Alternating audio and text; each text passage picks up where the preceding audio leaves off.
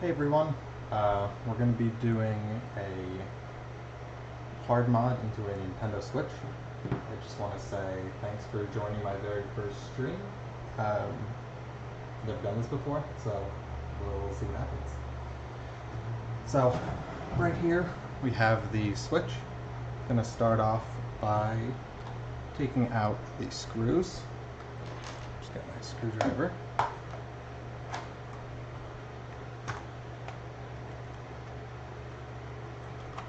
This is my younger brother's Switch, so you'll notice that it's really not in the best condition. He's not great with keeping his stuff, you know, where it's supposed to be. He'll leave it on the ground. People will kick it. He'll drop it off of his bed. You can see up here, it's got a bit of a scratch, or a crack in the casing. It's scratched all up.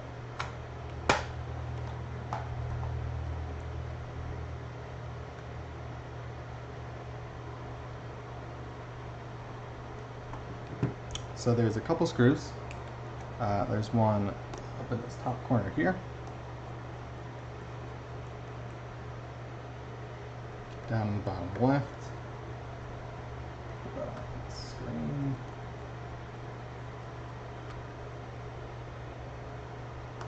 Bottom right.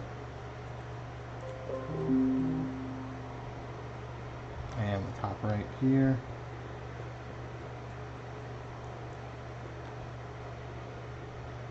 We're going to take out the SD card right down here. Just put that aside for now, I don't need that. And then in addition to those, there are a couple more screws that are Phillips head, I believe.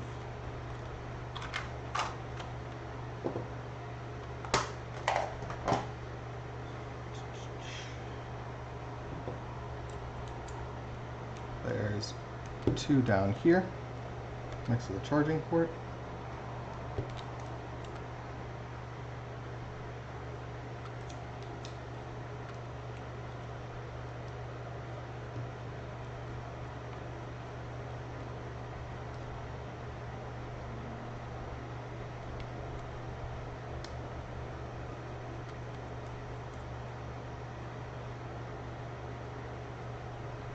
There's one underneath where the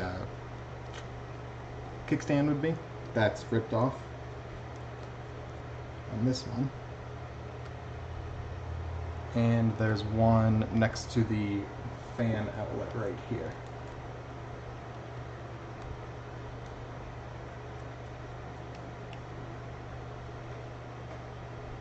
So that's all for the back plate. And there actually are two more, one on each rail. It's this middle guy right here.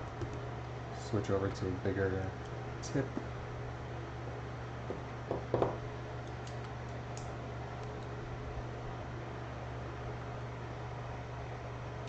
It's too big.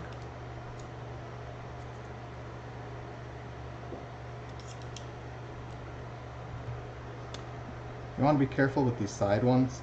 They are pretty tight in there, and if you force them, they will strip incredibly easily. So I've had that happen on my my own Switch. I ended up having to Dremel off the head to detach the rail. So that is not good. Don't want to have to resort to that.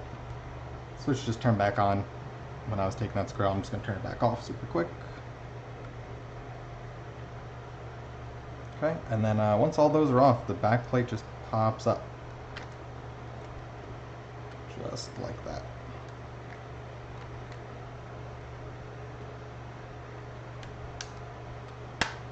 There we go. Back plate's off. You can see it's got all sorts of dust in there. I'll clean that up afterwards when I put it back together. Put that off to the side right now. So inside here, the first thing that's got to come off is the microsd reader. So it's just a simple Phillips head there. Got to switch back to the smaller head.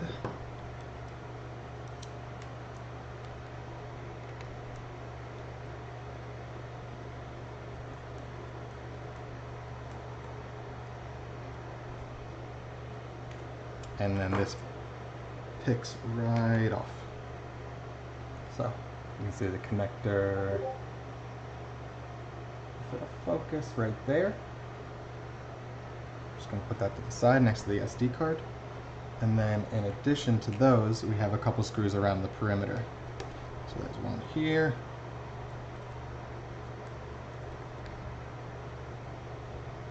One over here.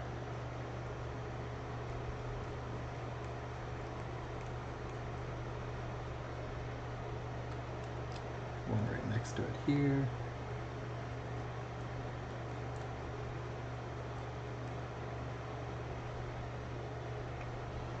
There's one in the middle.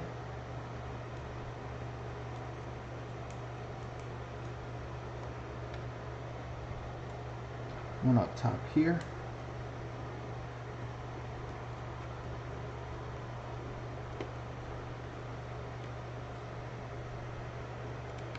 Now you'll notice that there are two screws here. There's one there and one there.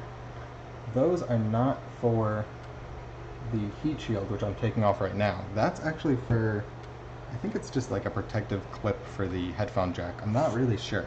Took it off one time and was very confused where it came from. Looked up some pictures and fit it back into place. But we don't need to take that off for what I'm doing now. Put that there.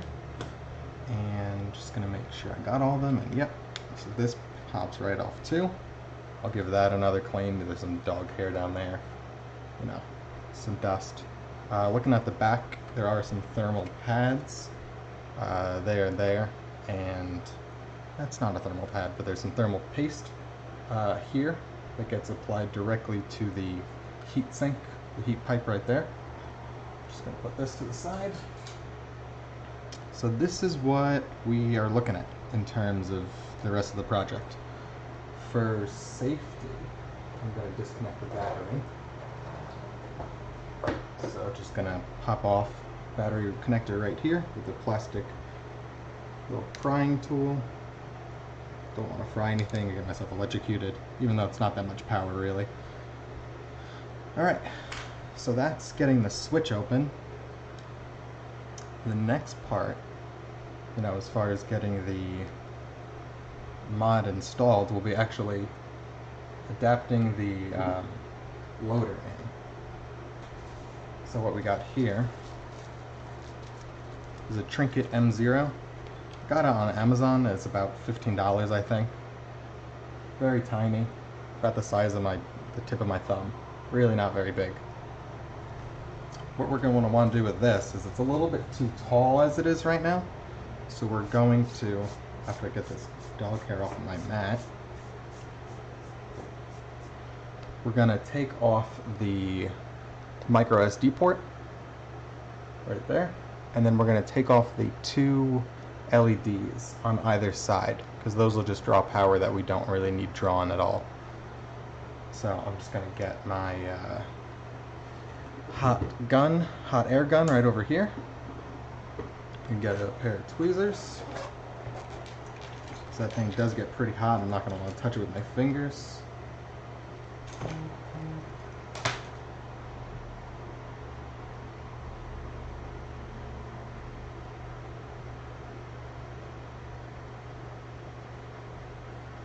Excuse me 1 second. Okay, I got my hot air gun ready. I have put a smaller nozzle on it just so I can direct the airflow to a more precise part of the board. So I'm just going to heat up this section right here. So right now it's about 400 degrees Celsius. That's about the melting point of the solder. Move this up so you guys can see it better. And on a scale from 1 to 8 of what the airflow is, it's about 4. So fast enough that I won't be sitting here for, 20 minutes waiting for this thing to heat up, but not fast enough for it to blow other parts of the board away. So I'm gonna sit here and wait for it, pretty much. Notice my mat is actually bubbling up a little bit.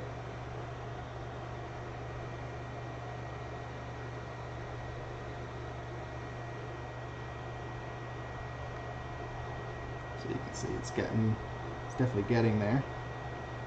And there we go, pops right off. Put the hot air gun back. We're done with that for just a second. I want to make sure that I'm getting the right LEDs before I pop them off. Just gonna pull up that guide here real quick.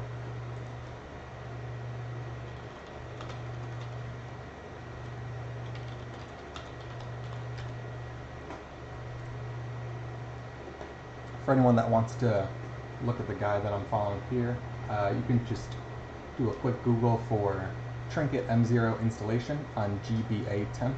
It'll be the first result. So like I said, this is a Trinket M0, so we'll be following the very top section.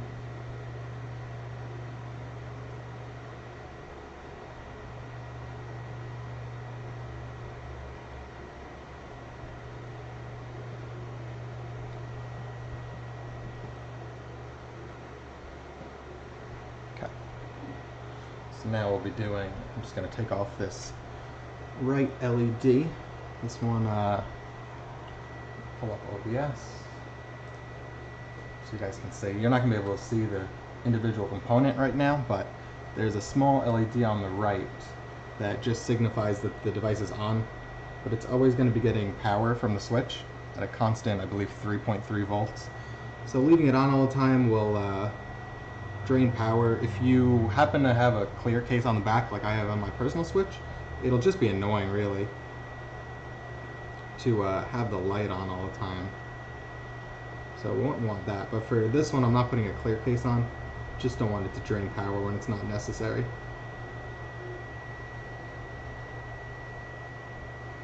I want to be really careful with this. I don't want to knock off that resistor to the right of it. But looks like that went as planned, thankfully. If you guys want to see how big this little LED is, it's right in the tip of the pliers, of the tweezers right here. So if the camera will focus, put my hand out of the way. Oh, and it dropped. Okay.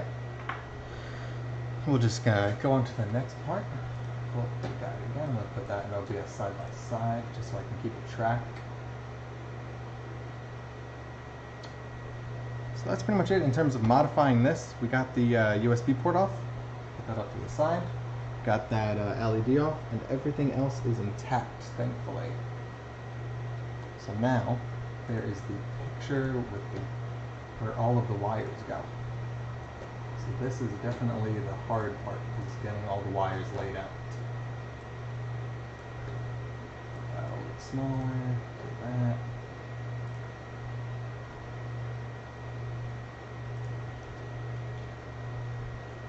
Let's just use that. There we go. Alright. So, let me mirror my screen to here. Give me 1 second, I just want to make a scene for that real quick. Didn't think I'd be doing this.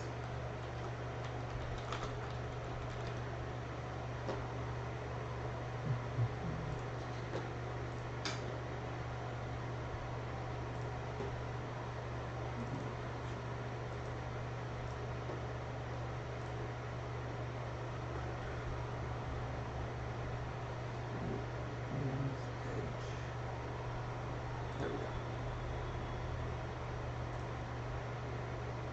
Is that going to work?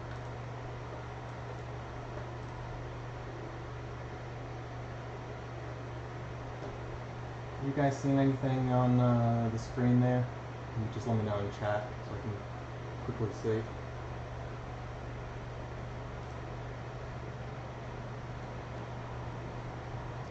I'll take that as a no. So I'm not seeing anything in the preview.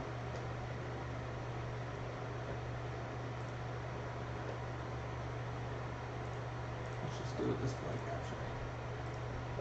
There we go. Alright, so this is what I'm seeing, don't worry about that. Head over here. So this is the install picture. So you got the Trinket M0 right in the middle. You got how many? 1, 2, 3, 4. Like 4 required wires, and 1, 2, 3, 4 optional wires. I'm going to be doing every wire because it's I'd say it's the most safe in terms of modding the switch. But instead of using this 3-volt source over here, I'm going to be using this one over here. Don't want to go anywhere near that microcontroller.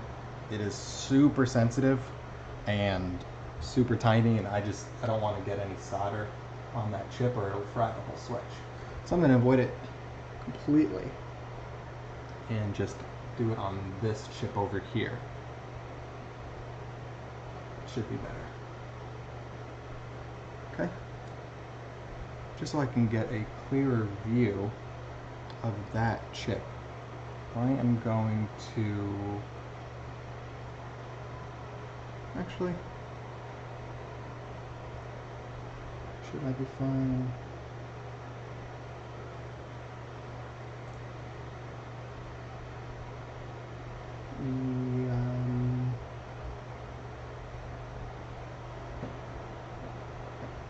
It's still a super tiny pad. Right here, this red one, so tiny, so much smaller than it looks like in the pictures. Okay. Let me go back to OBS. I'm going to change the scene right here. So, I'm going to give you guys just a quick look at what I'm looking at. This is how big the board is. But these, so there's, like I said, there's 4 that I need to connect to. 2 of them are, one is down here, one's over here. One of them is this tiny, tiny dot over here. Barely can hit it with I can't even hit it with the tip of the tweezers here. So that's pretty small. If you want a better view, I actually have my microscope hooked up so I can give you guys a look.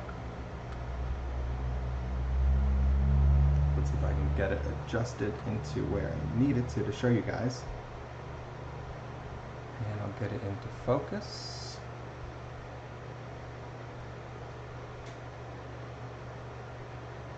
That should look pretty good.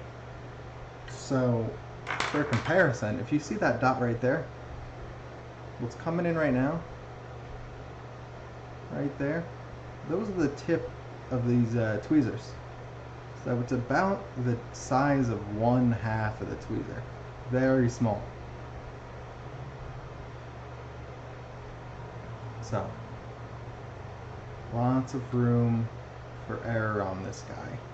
One slip up of the soldering iron is bad news. Very bad news. But, let's go on ahead. Let me get this out of the way. Put this where you guys can see. And pull up that picture one more time. So first things first, I'm going to just use some double-sided tape here and tape down this trinket to the board on this shield right here. You don't want to tape it directly using like single-sided tape because you don't want to short out anything. The metal is conductive and there are conductive pads on the back. So if you tape it directly to the board using something like Scotch tape, just to, wrap it around, it will short it out, and that's not good either. Let me just get this tape started.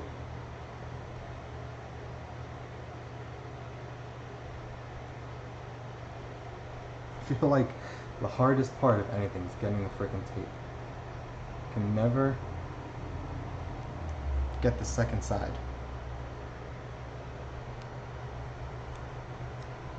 I bought some rippable tape. I think that was a big move on my part because I'm not going to go run around and look for scissors. So being able to rip it on the spot, I feel like that's good shit out of me. First time someone subbed or followed me during the stream, and my alert was a lot louder than I expected it to be. had a little bit of a jump there. So thank you, Altered Zion, for following me and giving me a little bit of a jump scare in my own stream. Appreciate it.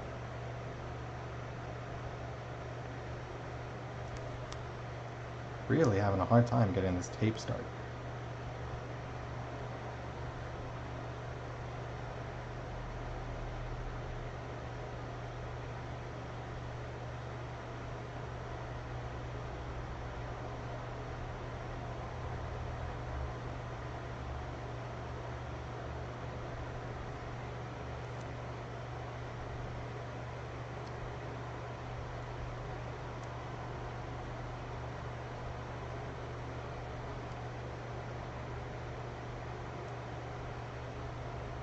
Try to stick it down.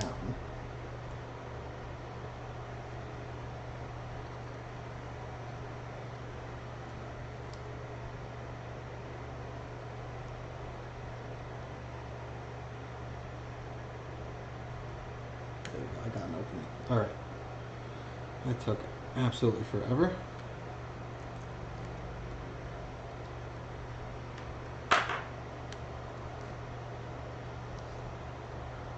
Put this down a little bit more nicely. Line it up with the side. Sticking to my finger more than sticking to anything else. That's annoying. Well, looks like I gotta get a new piece. Let's try that again.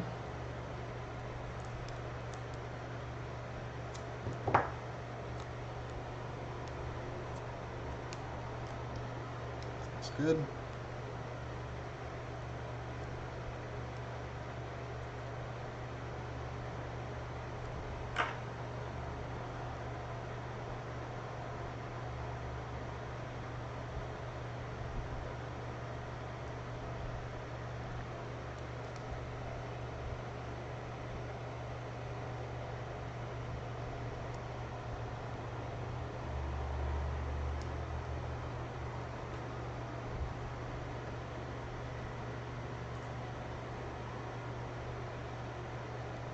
No, I know your username, Tom.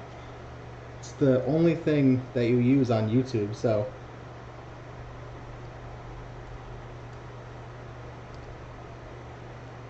Just half real quick.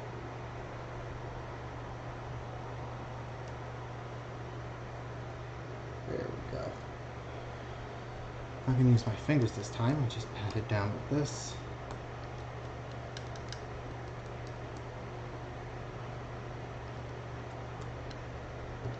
Just going to check the size.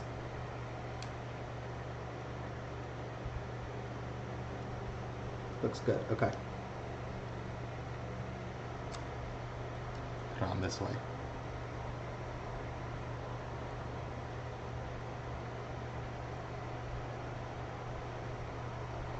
Okay. Turn on my soldering iron now.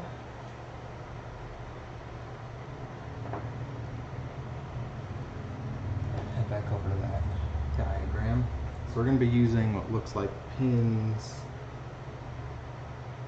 Oh, I don't use the reset pin anymore. We're using pins 3, ground, pins 3 right here. Ground is the second one from the bottom.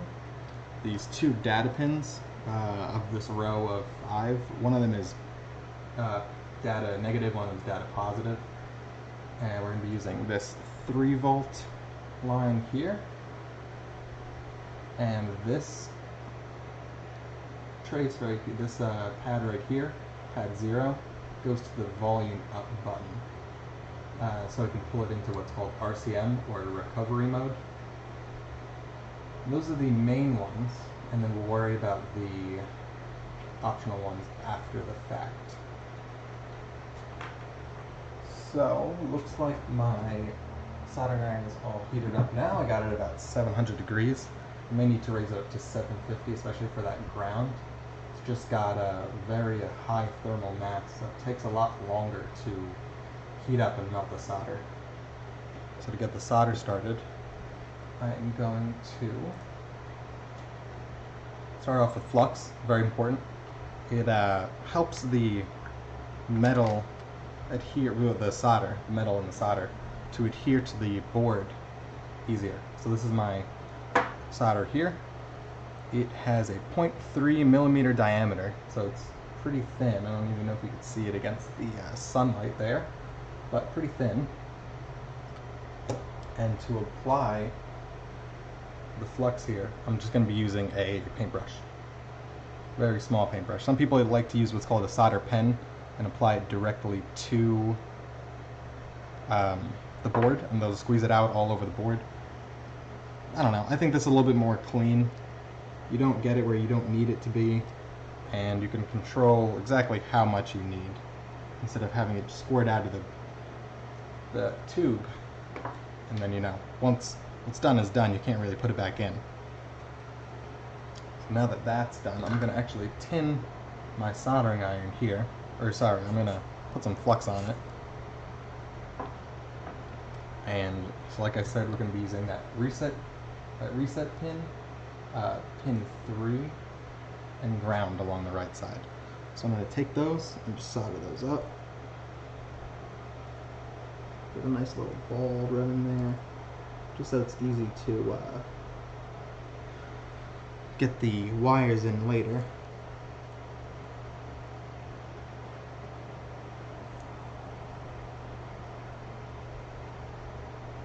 That should be good. And then along the left side, we're going to be using this 3-volt pad here. Didn't take very well.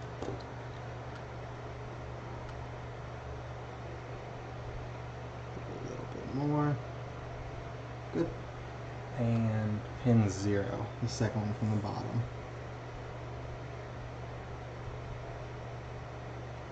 Those are looking good. I'm going to put a little bit more on this one just to fill up that hole. It's looking good. That one's looking good too. This one could use a tiny bit more. Okay. So for the, how would I want to do this? Let's do this first. I'm going to tin the pads on the board as well before I start doing the wiring. So we're going to be doing these 2 pads right here. 1, 2 right there. Those are the data positive, negative. This guy right to the left of the charging port is our ground.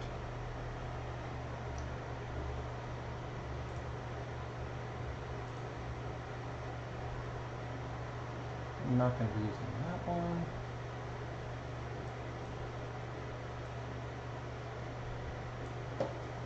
This tiny guy over here is going to be rough. Tiny guy over there is our 3 volts. And then our volume up gets connected in between 2 connectors. So I actually do need to get this heat pipe off, this thermal pipe. So that's just a couple more screws. One here.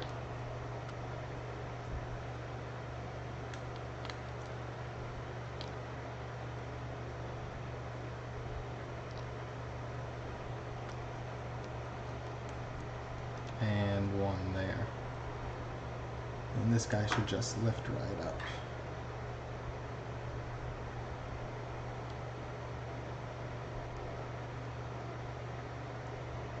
Oh, actually I missed one. Got one over here.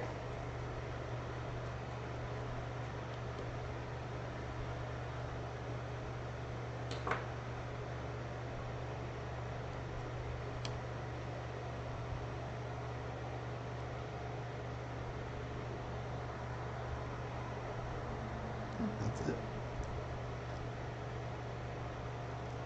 I think what's keeping it on is this foam right here. It's actually pretty sticky. Let's just peel that up a bit.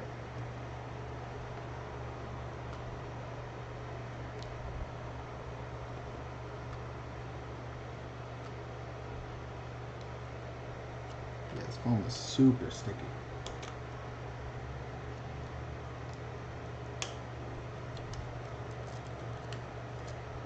That's not a problem though, it's just for padding. So that is a little radiator right there, just for getting the hot air out into the open. So now that that's off, you can see some thermal paste there. I don't have any extra with me, so I won't be redoing that now.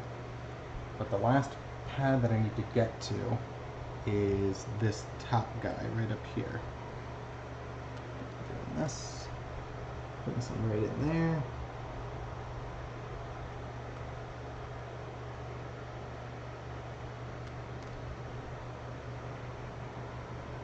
And let's just go ahead and tin those.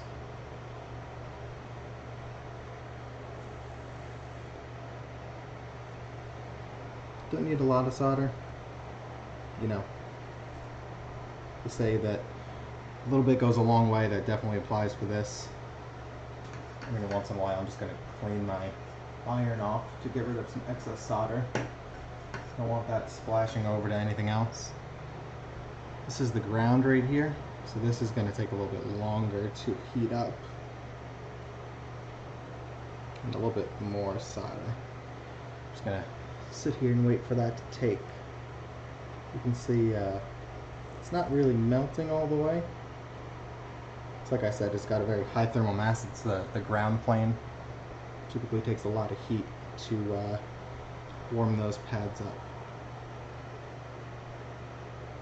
If I wanted to, I could take my hot air gun and blow it at this too, but I don't want to melt the plastic because it's pretty close to it, so I'm not going to do that. I'm just going to raise my iron up to 750, should be good.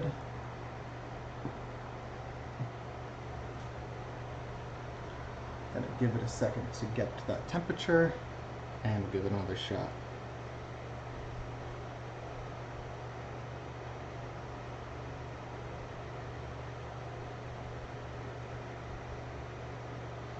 Throw some more flux on it, that should help a bit.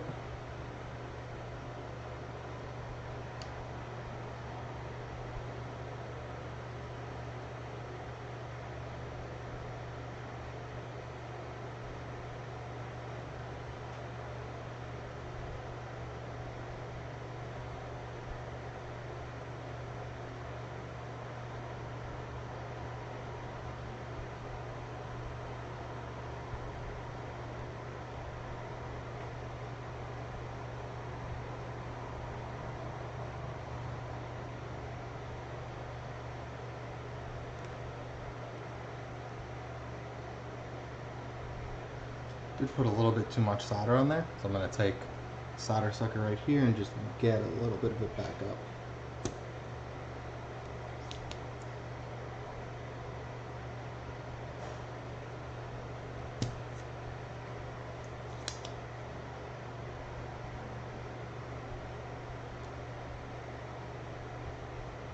Okay, so I got rid of the extra solder there. I'm just going to heat this back up until it looks shiny.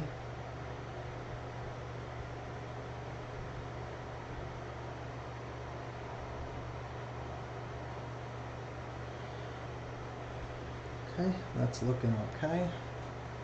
Now for the challenging parts. Gotta do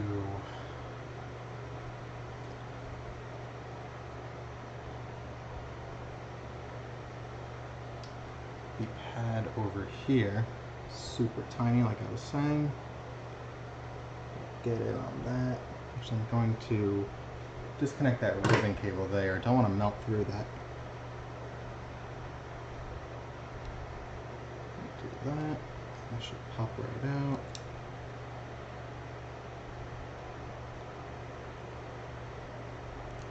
Get that out of the way.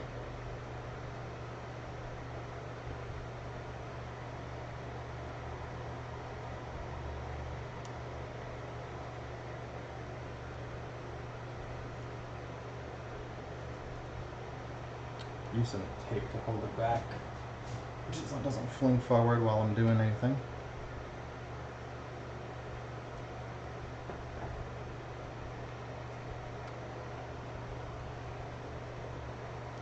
Definitely don't want it in the way of where I'm trying to work though.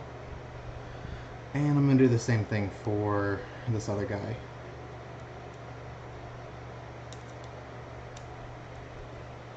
This one's a bit of a pain. It a little bit longer. Connects to the Joy-Con rail, so that's what provides the data and power to the Joy-Cons when you have them plugged in to the sides. So now that those are out of the way, let's see if we can get those two pads tinned. We got one right here.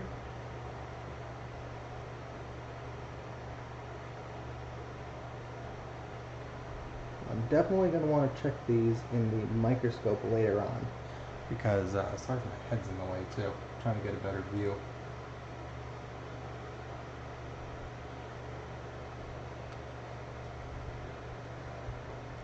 Like I was saying, definitely going to want to get a better view in the microscope because I want to make sure that nothing bridges, because if anything bridges and I try to plug the switch back in, it could fry it.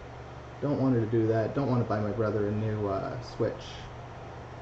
So let's try to avoid that. Should be good. So let's take a look.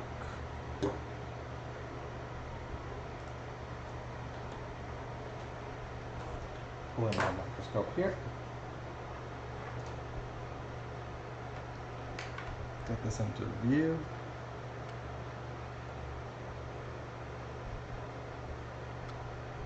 So yeah, we did those two guys at the bottom. Let's see if I can get that more in focus.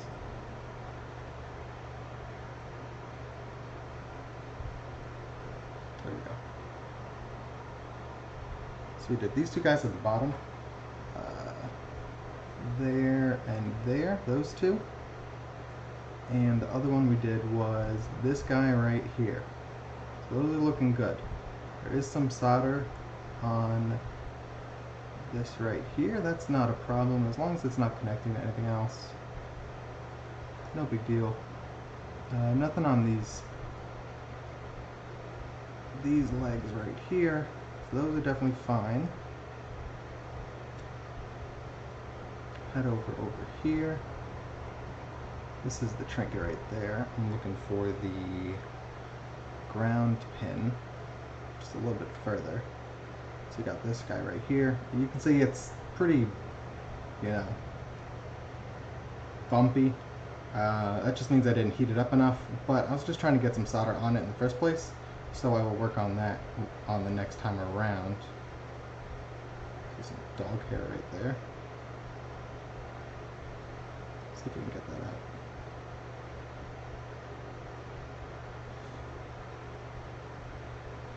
Doesn't look like it wants to come out. Alright. So, the dog hair right there. The next two we did were these two guys. That looks like another piece of dog hair. We'll move that out of the way. We'll definitely give this a cleanup afterwards. I don't need all this junk in here.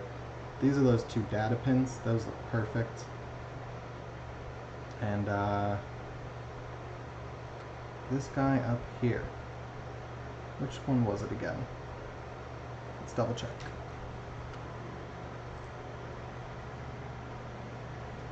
In between the two, looks like it should be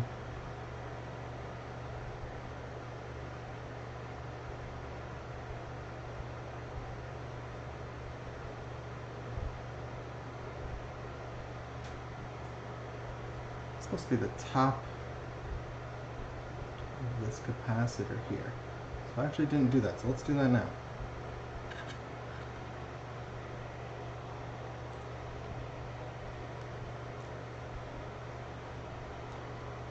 Switch you guys back. Should probably get a second monitor for this so I don't have to keep switching back between OBS and everything. So get the solder back. Get the iron back, and it's going to be this guy, super tiny right in there. Actually, for this one, I'm just going to clean it off first. I'm going to put a little bit of solder onto this. I did put flux onto the pad itself, so if I just touch this to it, it should adhere pretty much right away. Gonna get this connector out of the way just so I can get a little bit of a better angle. Should just pop right up. There we go. Perfect. Get that off again.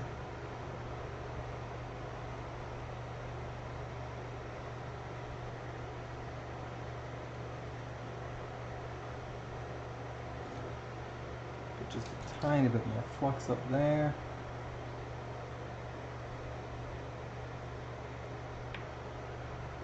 A little bit more solder. Good. Cool. And let's check that under the microscope.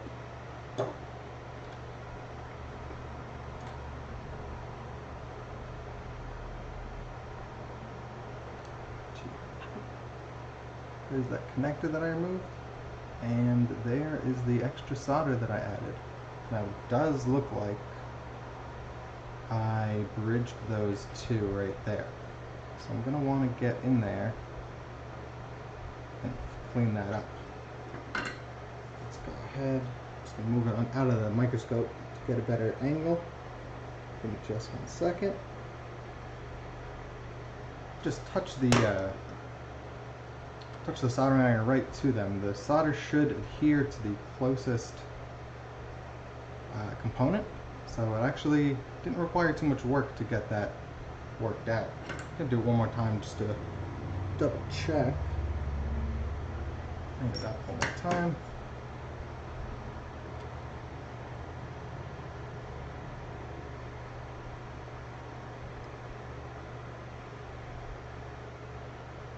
And where are we?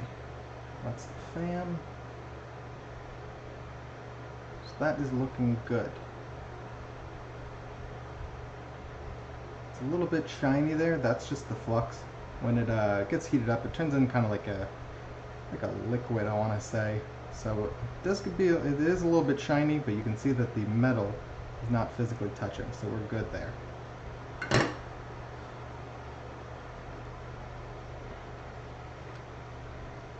So now we got to do the wires. For the wires, I'm going to be using, I believe this is, 35 AWG. The higher the AWG, the AWG is gauge, so the higher the gauge, the thinner the wire gets. This is very small, smaller than the solder that I'm using actually. Compare the two here. If I can get it into view, it's pretty small. And the good thing about this is that it's covered, this is called magnet wire, so it's 35 gauge magnet wire. And magnet wire is covered with an enamel. So if I were to take my multimeter over here, let me get this out of the way just so I can show this.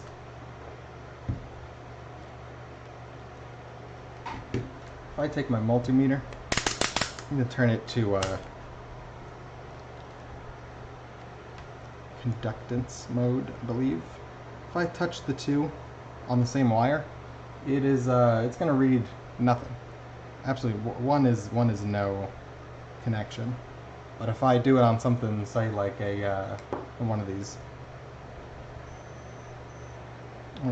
tips over here, it starts beeping at me, lets me know there's a connection.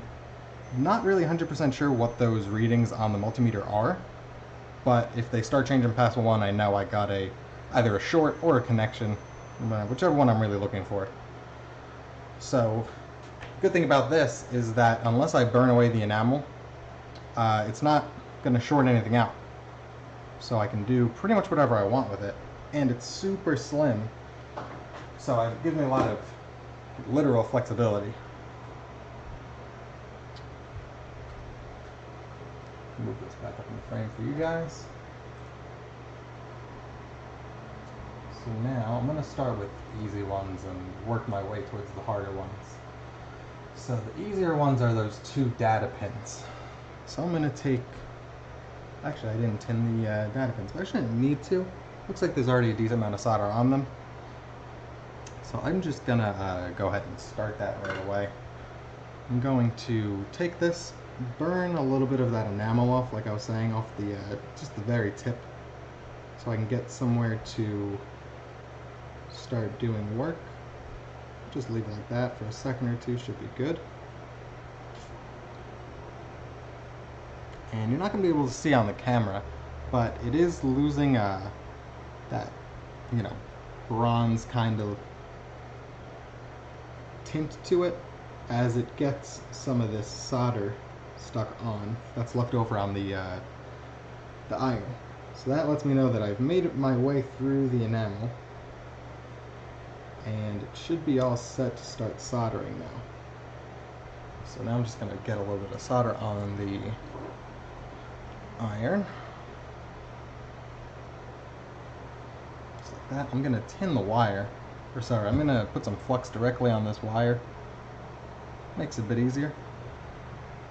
And we're going to do this pin over here. Second one from the left. I'm going to put it right on top. Melt it right down.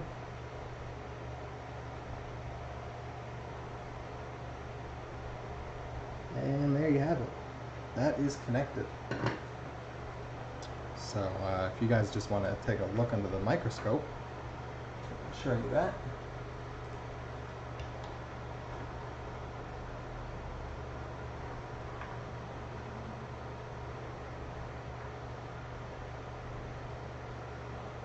There it is there. I just got to get it into focus.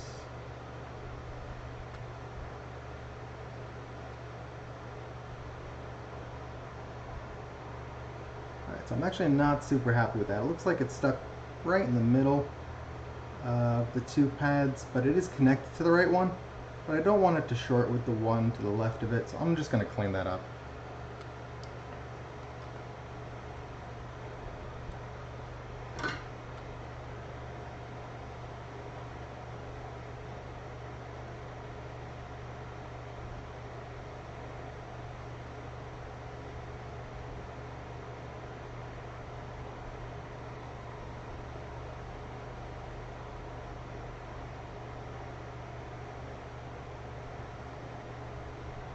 Okay, that looks better to me. Let's just double check ourselves.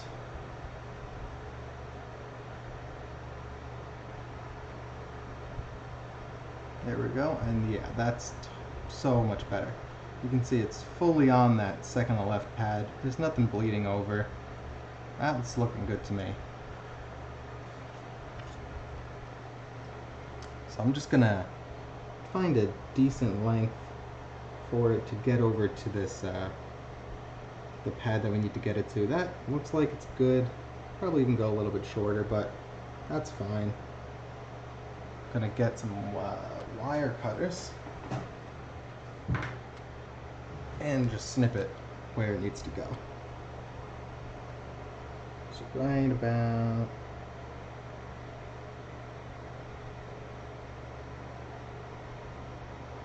there. And took absolutely no pressure at all. It was probably cut even before I said. Even before I said I was going to cut it. So thin. So now, just like that other side, I'm going to want to just heat this up so I can get that enamel worn away. Gotta be careful I don't burn myself here. Actually, what I can do is I can put it against the charger port and do it there. That'll be a bit easier for me. So just lay that down and heat up the tip.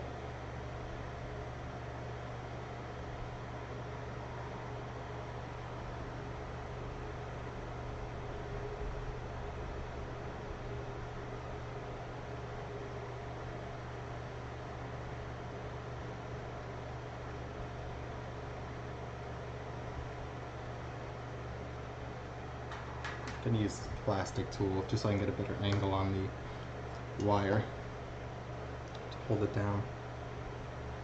A bit hard with the tweezers.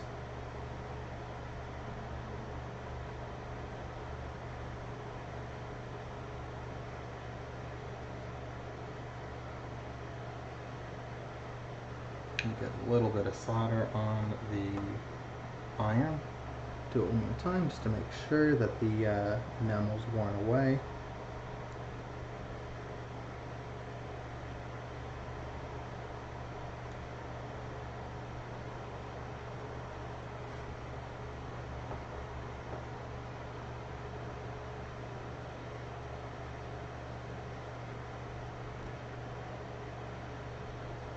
That is looking good to me, I believe. Get a closer look. Yeah, that looks good. So now I'm just going to put a little bit more flux on the data pad right there. Put a little flux on the wire itself again. I'm going to hold the wire with this. So this is going to be tough to get it just to stay where I want it to. That looks okay. And let's wire this guy up.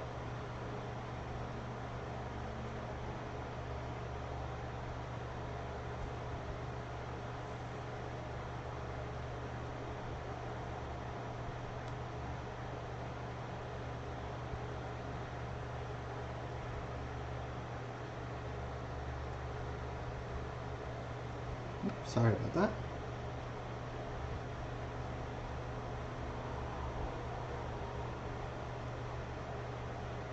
Okay, that's looking good to me right there.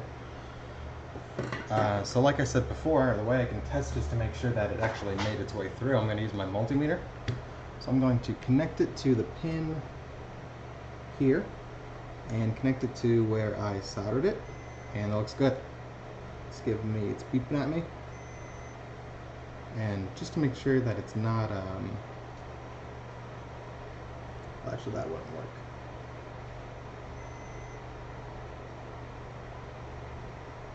Yeah, so that'll give me a reading anyway. So I was going to check that I didn't short to ground, but ground is connected to everything.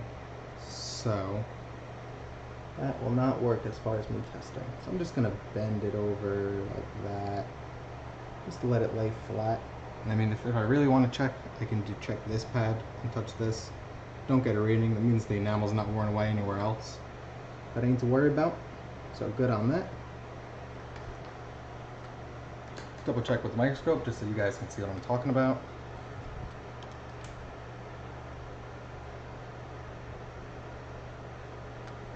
Oh, that's the battery way too far.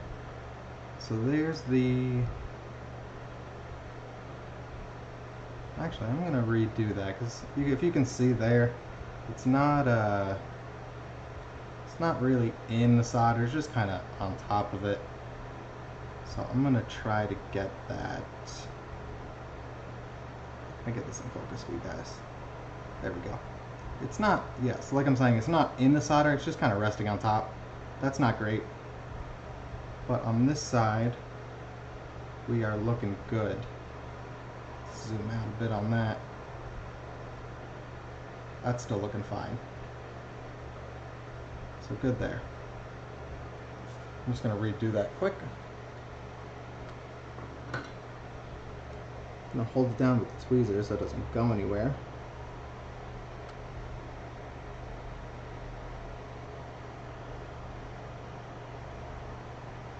Oh, and I did go somewhere. So let's just put it right back in.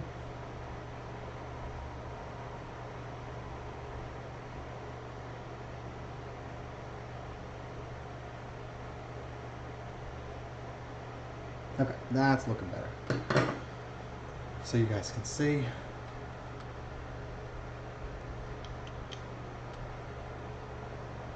That's looking better. You can see it's really in there.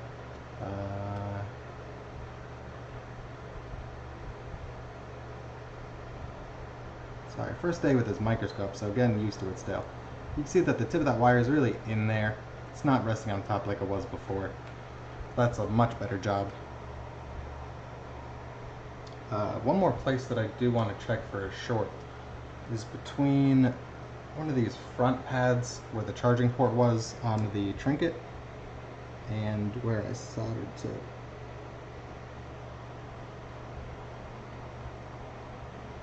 just bend this a little bit out of the way.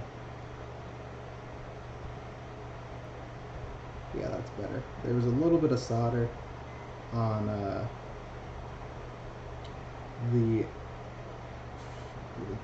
little bit further away from the data that I wanted it to be. It looks like we're good now if I just bent it out of the way. So now we're going to do the same thing with the other data pad. So we're going to take some of our magnet wire here, burn away the enamel and just the tip. Really don't need much to be stuck in the solder. Again, like I said, less. You don't want too little where it's not going to make a good connection, but you don't want to wear away too much enamel where it'll start shorting with other stuff. So really just the tip is fine. That's fine. I'm just going to put a little bit more solder on it just so I can see.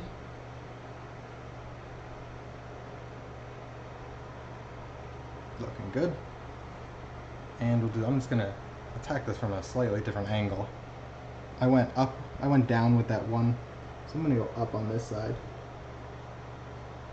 And that goes on this data pin right next to it. So third from the left, third from the right, right smack dab in the middle. I'm going to clean up some solder from the iron there. And we'll have a go with this one. Again, sorry if my head gets in the way, just trying to get a better view at it. It's very small.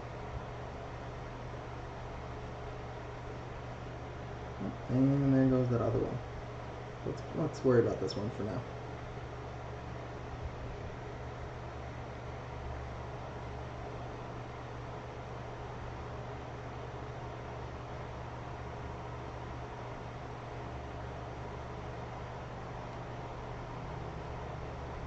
Okay, that one's in.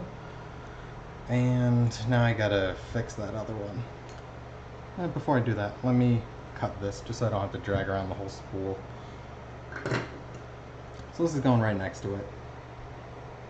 So I'm just gonna, it's actually probably a good thing that this came up because it makes this a heck of a lot easier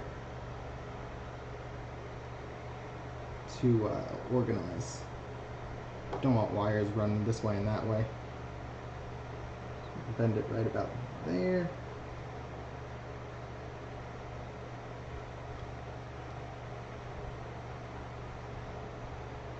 Run it along the top there, and it's going to connect right down there. So we will cut it.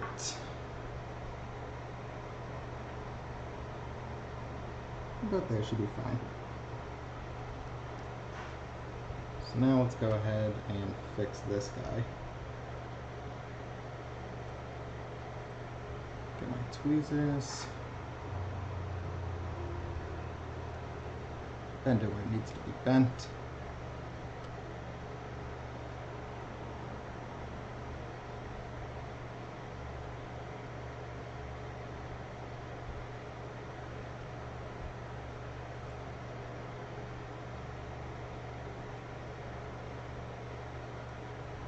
And we'll solder it right back on.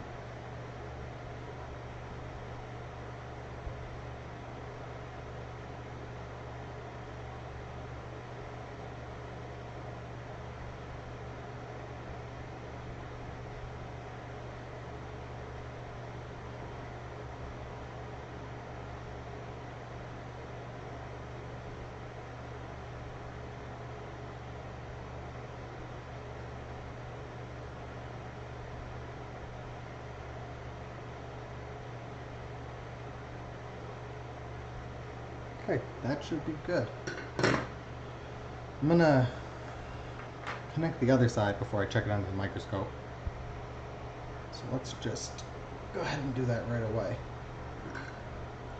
Just gonna bend that out of the way. Looks good there. Like that a little bit.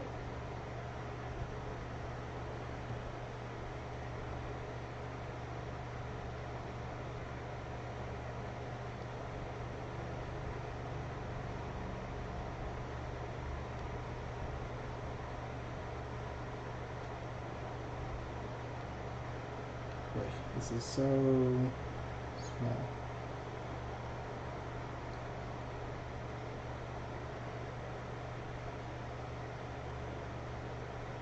Okay, there we go.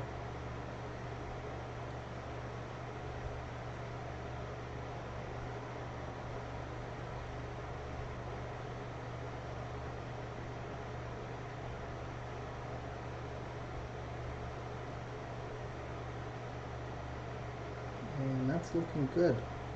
Gonna tap it down so it doesn't stick up too much. And let's check it under the microscope. So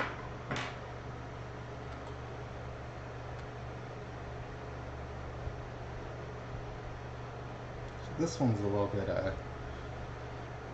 crooked, but that's not too bad. You can see that made a solid connection. That's very good connection. Could have done a little bit more planning on my part, but you know. That's looking good. I might want to fix up that second left one again. I don't want it to come in contact with the other data pin right next to it. It's looking okay. I might not mess with it. I think it's looking okay. Just gonna check that there's no shorts in between them with the multimeter. So what I'll do is I'll hold it on this left guy here, so that left pad, and then I'll put it to where the right one is supposed to be, and help if I could actually see that instead of covering it up with my arm. So connect it to the left pad, and I'll connect it to the inner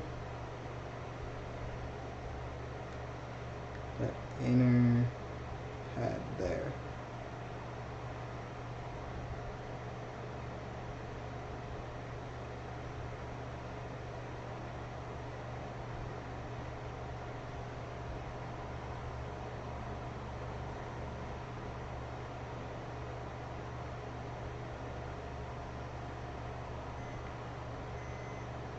Okay.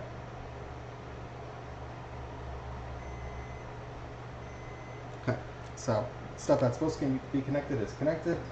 Stuff that's not supposed to be connected is not connected. We're looking good there. Get this out of the way. Just gonna double check. Oh, actually that needs to stay there. Forgot why that was there.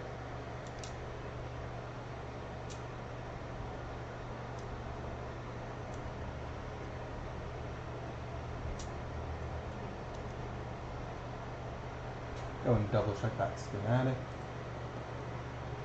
So we got the right one going to the inside, and we got the left one going to the outside. That's perfect. The next one we got to worry about is that ground. One that's going to take forever. So let's just go ahead and do the same thing. So I've been taking off the enamel with these and tinning them. I don't really think I need to do that. I didn't do it with that one data pin, that second one that I just did, and it looked like it connected, you know, just the same.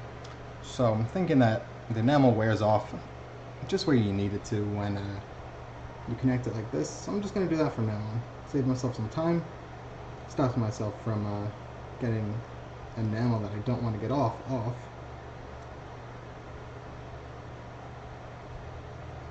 Yeah, that's looking that's so much easier. So that looks perfect there. The battery pad is the one right there. So I'm just going to go over those two. Kind of hold them down, I guess. And we'll cut it right about there.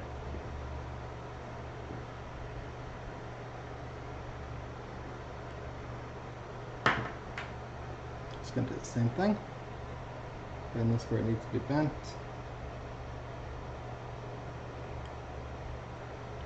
Move this guy out of the way a little bit.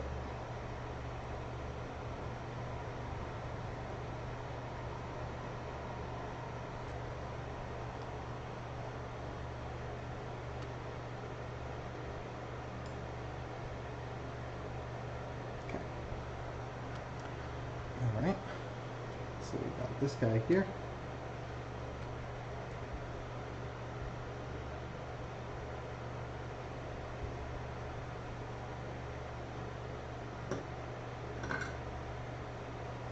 Let's just heat this guy up, see how long it takes.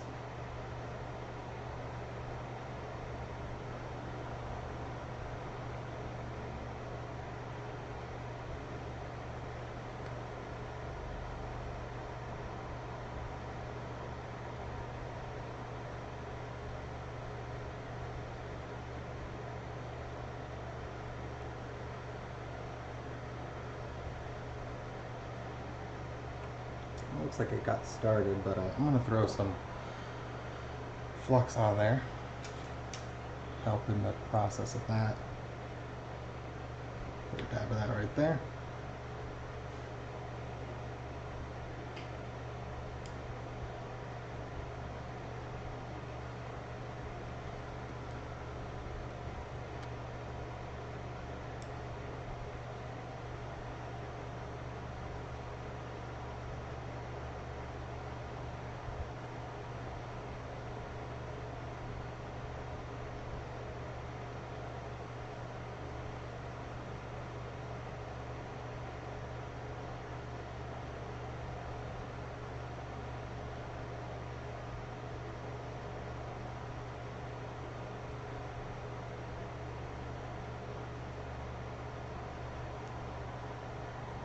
Okay. That is looking decent to me. I'll show you guys under the microscope. So I was trying to look for a camera that would let me zoom in further, just so I could show it off on, you know, without going all the way down to the microscope, but I couldn't find anything. So if anyone happens to know a decent one that can do that, definitely let me know. I'd be glad to get rid of the one I just bought. So that's looking good there. Let me just point it out with the tweezers. It's right there. This guy right here. Looking good. And up here, it's connected to ground.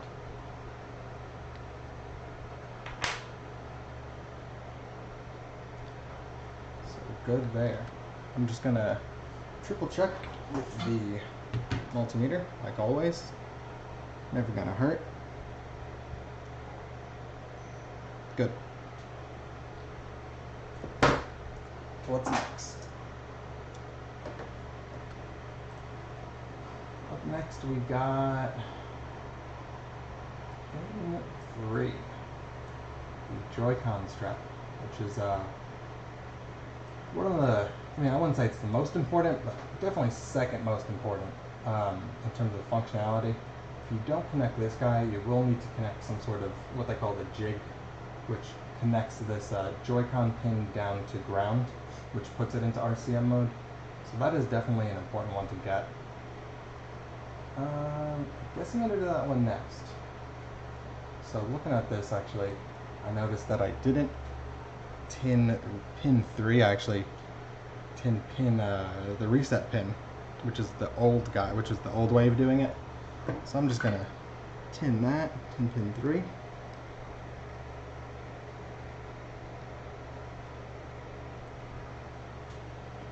Hey, Natus Babis. Yeah, I do have chat. I wasn't really looking at it that much, but I'm looking at it now. Right now we're looking at a Switch. Nintendo Switch. Just putting a Hardmod into it.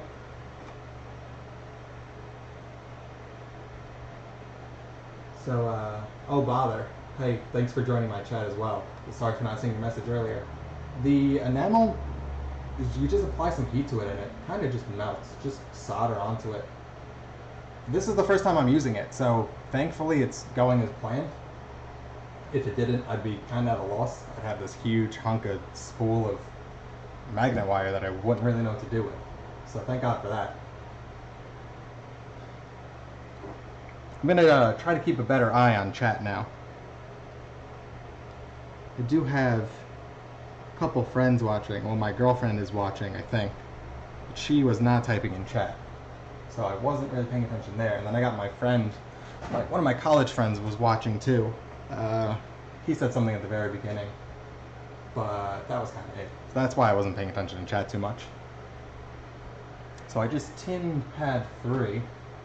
So we can put some wire there.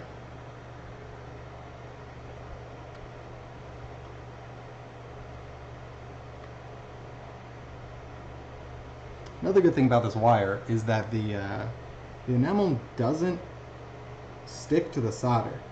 So you'll know if the, see, just like that. If the wire comes out of your joint, you know you did not do it properly. So where this guy's actually going in the opposite direction. It's going to go up and to the left. Just as a, bad habit, I always, oh, actually no, it's not. It's going down and to the left. But regardless, I should do it from this side. Let's just redo that. It's forced a habit of mine having the soldering iron in my right hand. I always do stuff facing right.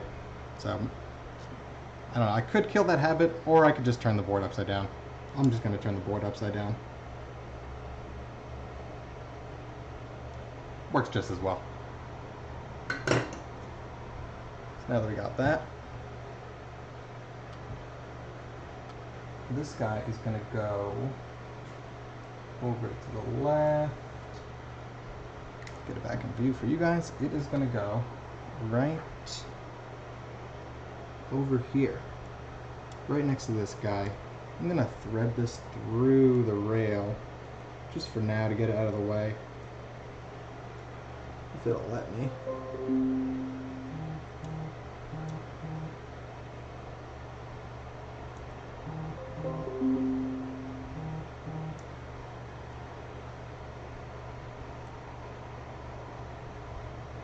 There we go. Alright, so that's just getting it out of the way for me. Don't want to burn through that. That is very important. So it's going right here. So that's where we're gonna, measure the wire to.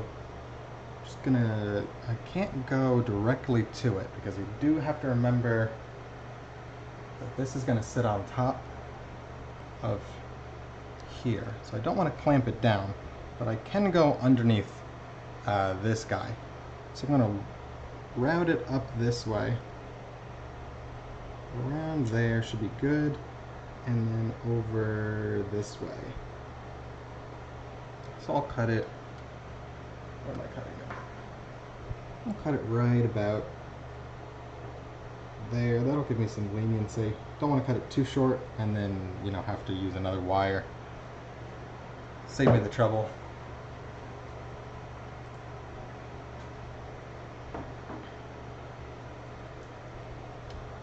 Looks like that guy came back up. Give me just 1 second to fix that.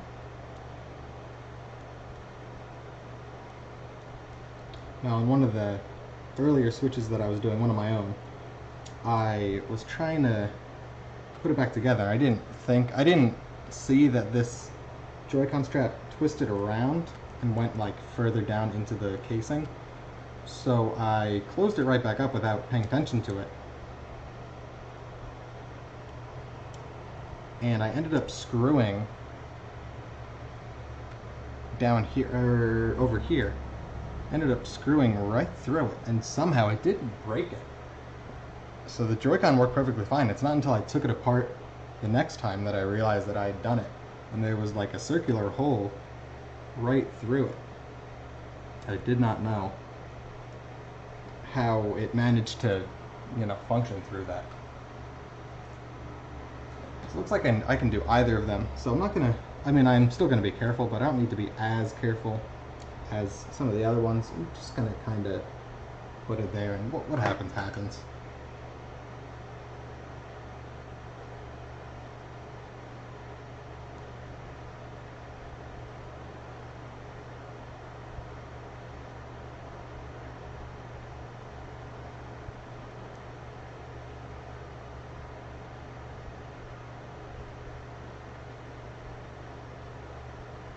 You get a flatter pair of tweezers. These ones are having a hard time holding that thin wire.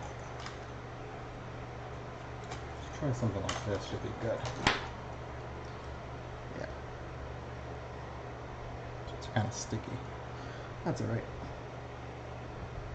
Alright, much better grip with these guys. Let's just get that. I'm going to turn this just so I can get a better angle without having to worry about hitting that ribbon cable. Like I just did anyway. Of course, right?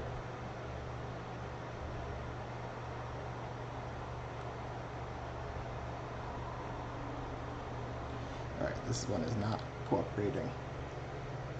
Let's put a little bit more flux on.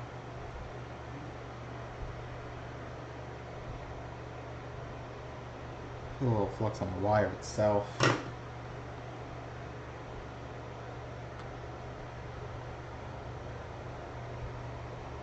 I'm actually just going to hold this one. Turn it. I'm not going to use the tweezers, just going to hold it with my fingers.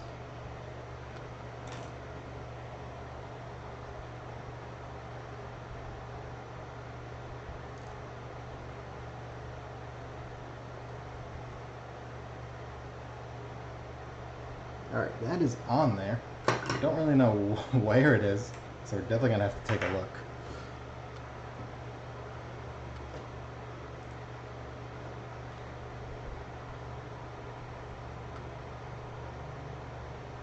Yeah, so it looks like it's, you know, it's on both of them, but they are two pads directly next to each other. They're, you know, from the same trace. I could clean it up. I probably will, just because it'll look a little bit better for me, but I don't really need to. I'm going to do it anyway.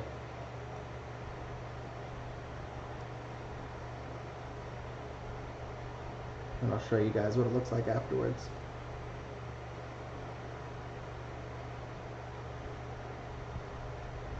Like, it is so hard trying to see these tiny little pads. I think that's good.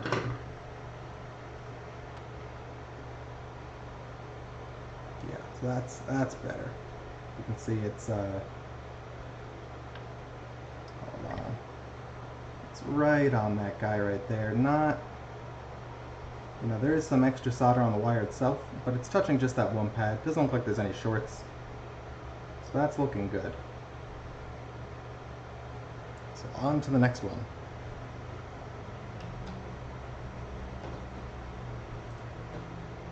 Next guy is the chip right next to it. It's the 3 volts. So we're going to start to... That is a bigger area. Do I want to risk it with the... I'm just looking at the diagram. There's a capacitor right next to one of the main chips, and if you're not careful, you can get solder all over that chip. You can rip some other components up. It's not pretty, but it is a much bigger area to solder onto. So if you guys want to see it, pull this up here. Where are we? Too far. That's the battery. Okay, so this guy here, this is the original 3 volt source, the top of that capacitor. Still super tiny, but compared to the alternative source, which is a little bit higher, I believe it's either one of these 2 points or the top of this capacitor here, or sorry, yeah, capacitor here. It's a lot bigger. So these, it's either safer and smaller or bigger and more risky. I think I'm gonna go with the smaller option. Don't really feel like taking a risk. Yeah, so it's that bottom right pad. It's not the capacitor, like I said. I'm gonna go with that. I didn't have too much trouble getting the that pin 3 on over by the Joy-Con pad, so I'm gonna go with that.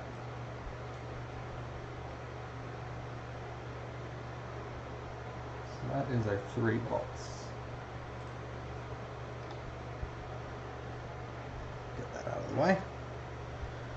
3 volts is going to be this guy in the top left. It's going to go to the right again, so we're going to flip it upside down.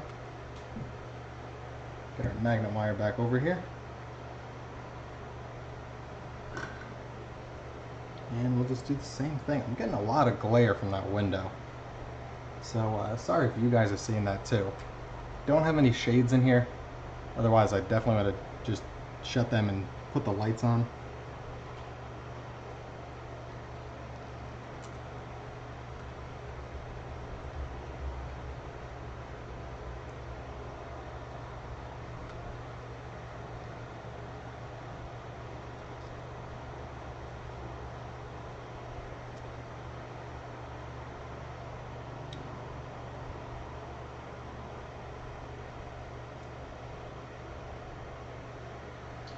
So this is my first stream. I do have one viewer. I'm not sure who it is, but how am I doing so far? I know it's not the most riveting entertainment, but I hope that it's, you know, new, maybe for you guys.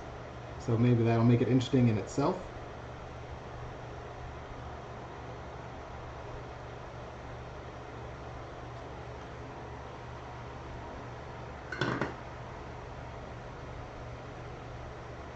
Alright, so that guy's on the 3 volts. I'm going to go down this time and over this way. So I could cut it right... Where am I going again? Let me just double check where I'm going.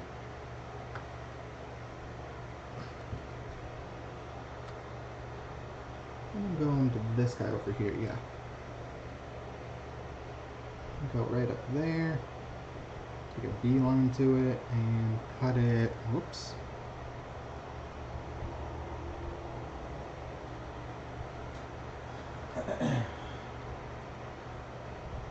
Cut it right about there. That's good.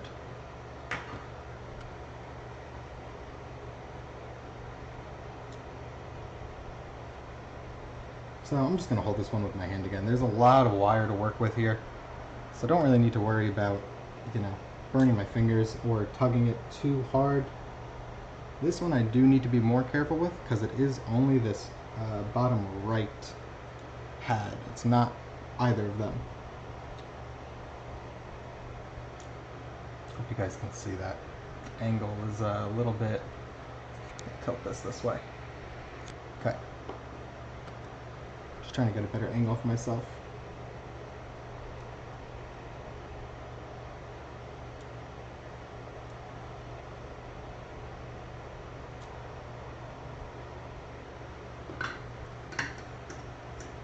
Gotta clean off my iron again. I'm gonna put a little more flux down there. It's been a while since I put it down, so fresh flux is always gonna help.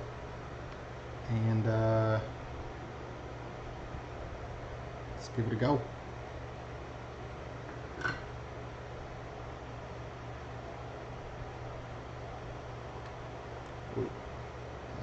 How do I want to do this? Let's go this way. That I don't want to burn through that ribbon cable, which is kind of in the way. Wish there was a better way for me to move it out of the way, but it doesn't really look like there is.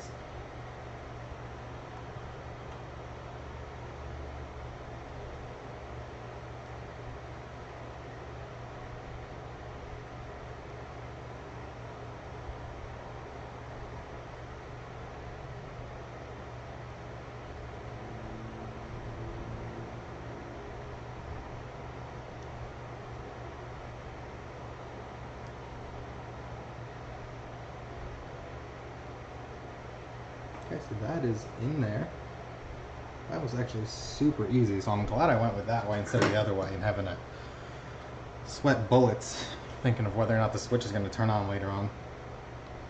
I'm going to move it out of the way of that thermal pad there. Looking good, looking good.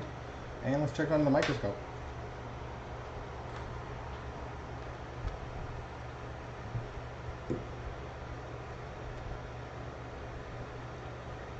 And get this a little bit more in focus. That's, oh, it is definitely not on. Let's redo that.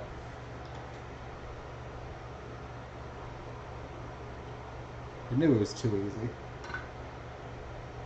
So let's try it again.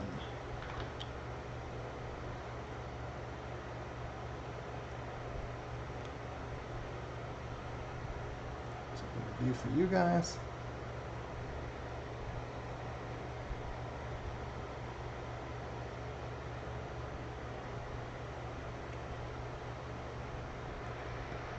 There we go. All right.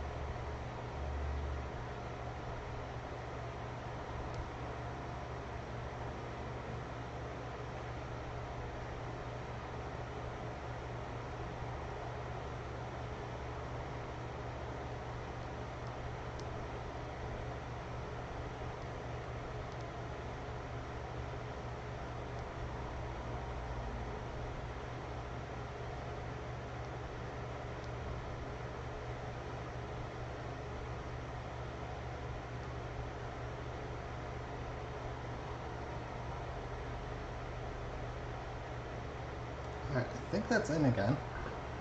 There's really not a lot to work with, so let's check again.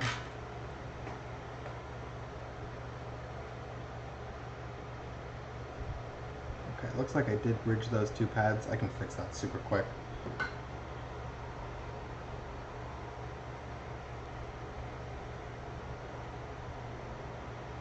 Let's see if that did it. No, they're still bridged. Let's give this a little bit more flux.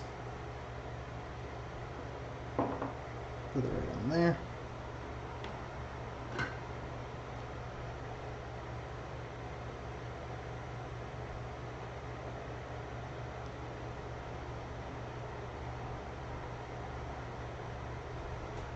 Let's see now. Hopefully that did it. No, it did not. Have another go at it. It's really just touching these pads, hoping to get the solder to make up its mind, pick one pad or the other. Not much I can do here besides just hope that it gets back. It's so small that I can't really do anything to it. Still not looking great. So let's. Doesn't help that I don't have a lot of room to work with this ribbon cable.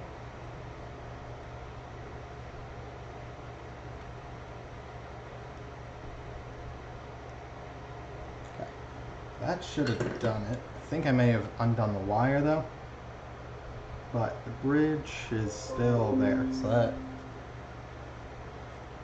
I take everything that I just said back, and the wire is even still there. So literally everything I said was wrong. Let's try it again.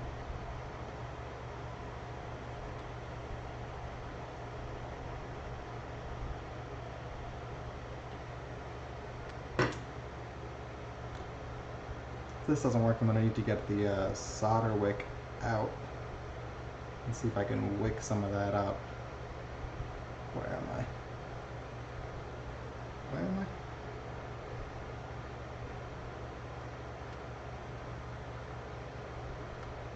I? Alright, I think that did it. Yeah, that looks good. I'll just touch it up one more time.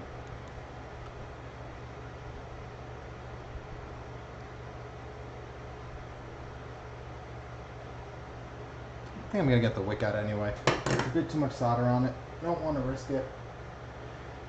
Give me just 1 second, I gotta find out where it is.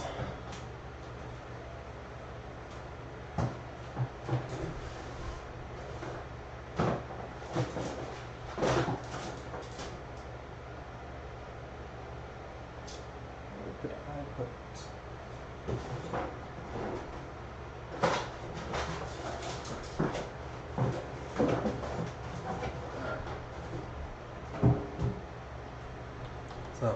So you guys can see this is a solder wick.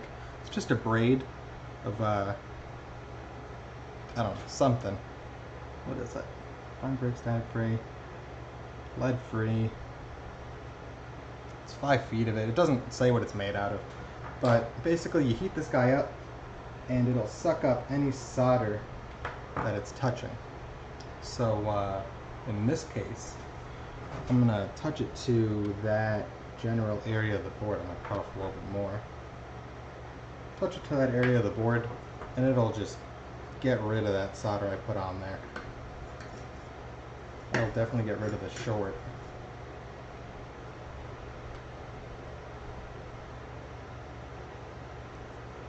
But again, this ribbon cable is really in the way. That is not helping anything.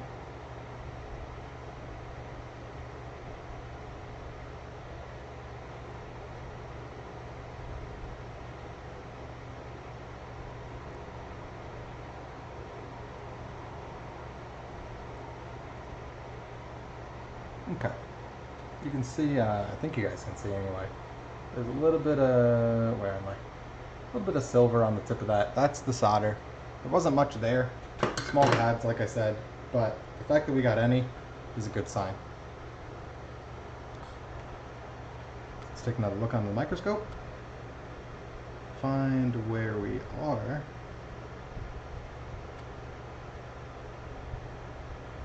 Find that. What was that?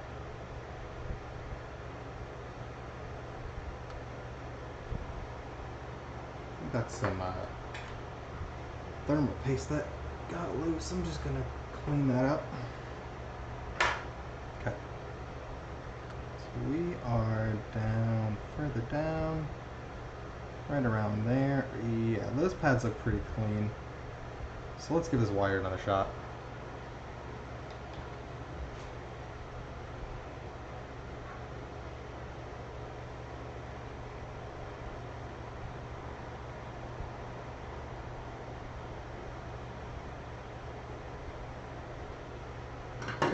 Throw some more flux on there too.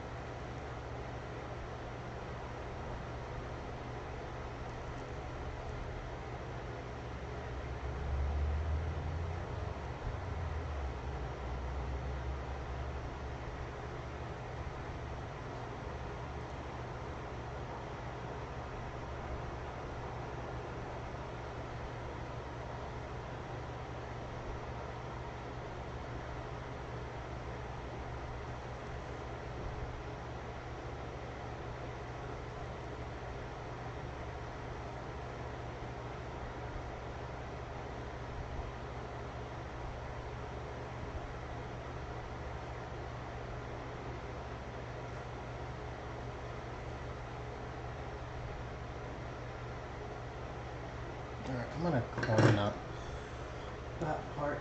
It's not looking super right now. Some gunk in there. Just gonna grab some rubbing alcohol. What is this? 70%. Swab it up with a Q-tip and give it another shot.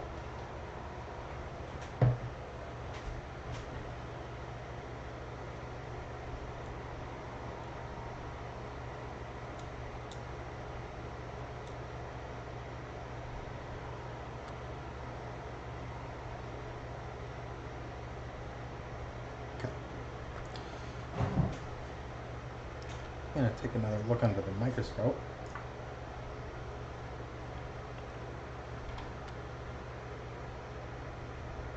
So there we have those two pads. They're definitely bridged now. That's because I was just cleaning it up and put a little bit too much solder on the iron just to get some on there. So I can clean that up. I just come in.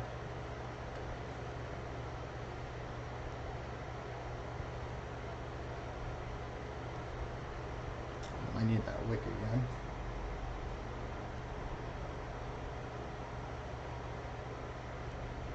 Oh, I undid the other one.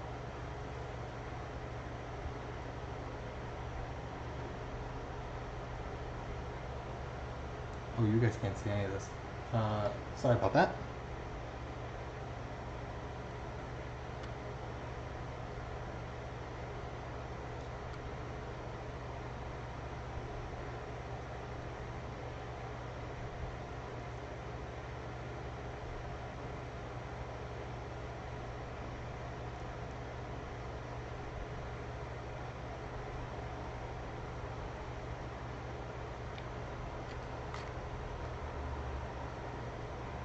Actually I ended up undoing one of these other wires, trying to get this one on, so I'm gonna have to go back and try that again.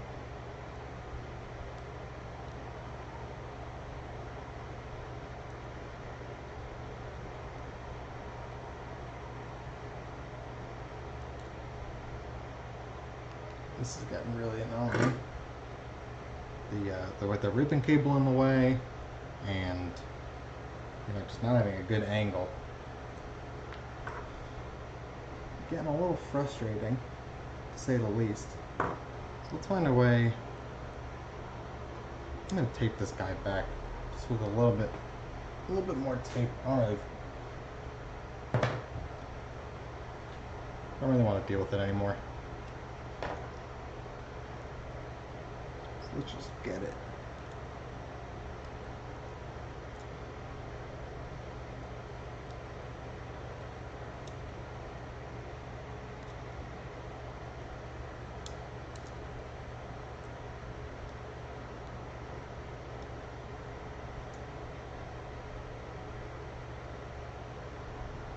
Okay, that looks like it's holding. The flux is making everything a little bit hard to stick to.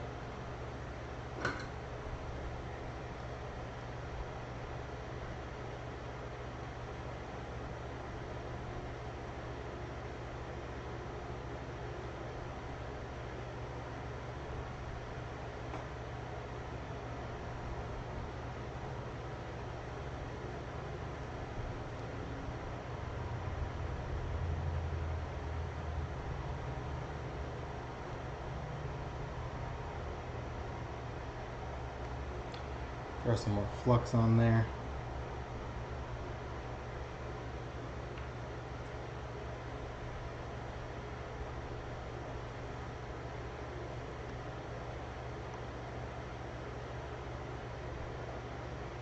These two are really just not wanting to unbridge. There's really not even a lot of solder on it, so I don't know what's going on.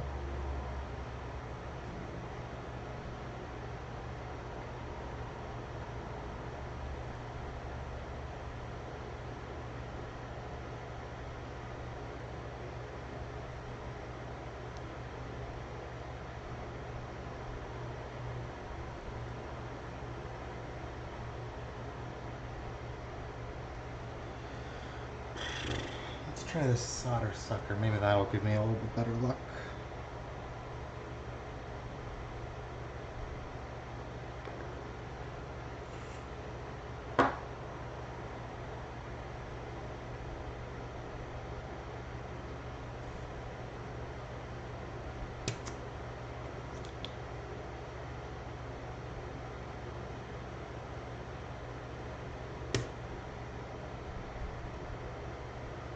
I don't know what's going on with this. It's really being just very difficult,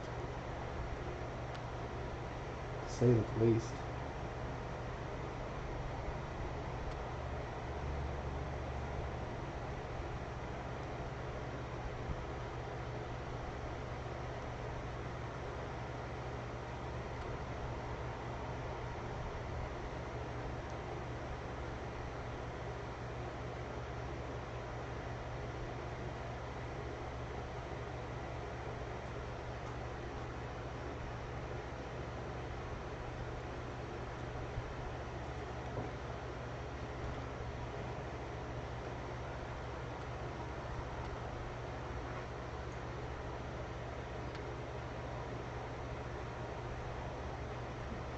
Just gonna move that out of the way for now. And work on this.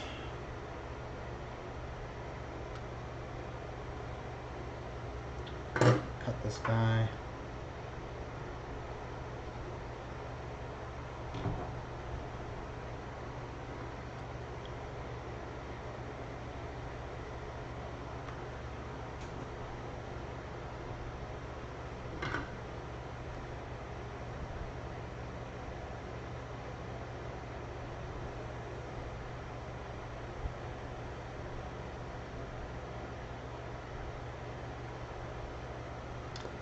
Just really not, doesn't really look like it's heating up all that much.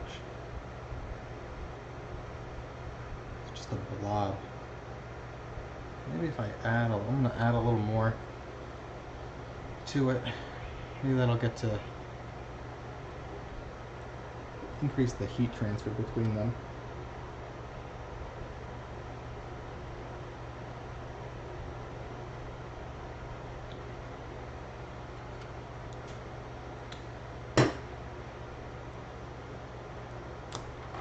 This guy's back just to make everything more difficult. Thank you. Alright, so now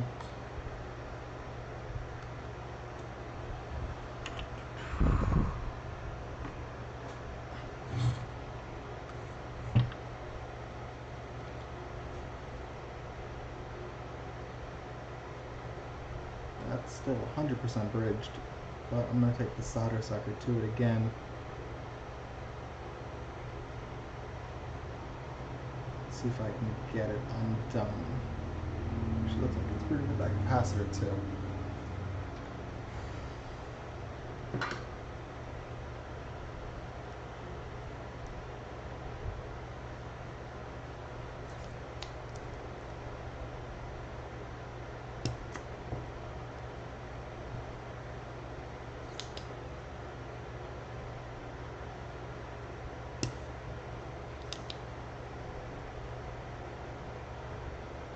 It's definitely malleable now, so solder sucker did not work.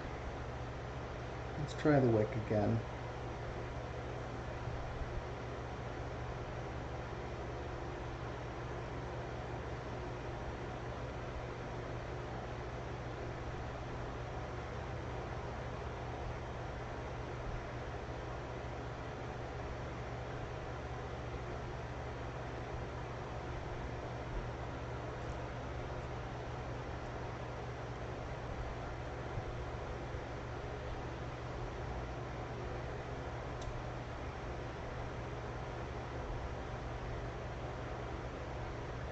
Has that been one pad this whole time?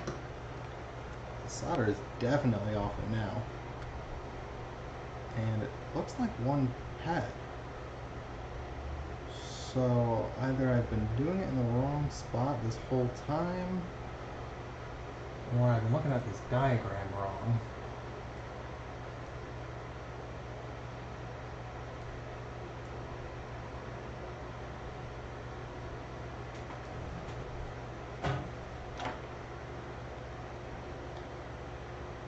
Diagram definitely looks like two pads, and it is the right pad. I'm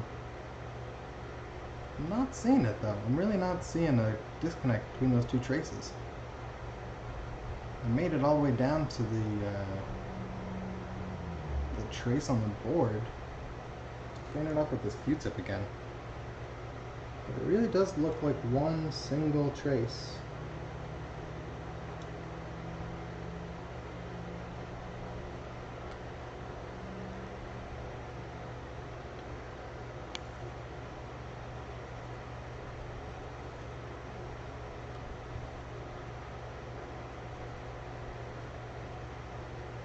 Looks like one. I'm gonna put a little bit more rubbing alcohol in there. You can tell it's a little browned up.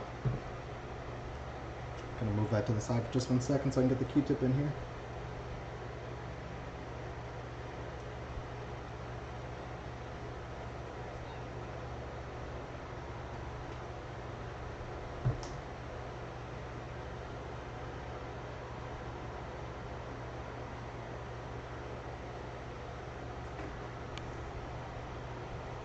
So let's see. It's right there. I mean, unless there's a super tiny layer of solder that's stuck between the two. This really, it's looking like one single.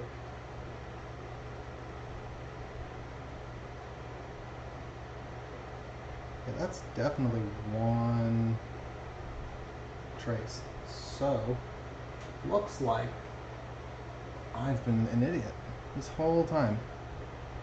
So we got, I'm referencing the diagram there. We got one big circular pad, 4 tiny circular pads, the capacitor, and then the trace. And the trace is connected to. So yeah, I just spent a lot of time on this for no reason. But this shit is nasty. I mean, I guess I'd rather have spent a lot of time on it and not needed it rather than glazed over it and end up screwing this up. So I'm going to take this as a net positive. Just going to clean up here a little bit. The brown's not a problem. It just doesn't look great. I'm going to go ahead and solder this back on in a second. Now that we know that this is, you know, one pad. I'm just so confused by the diagram. I'm actually gonna look at another diagram just to make sure.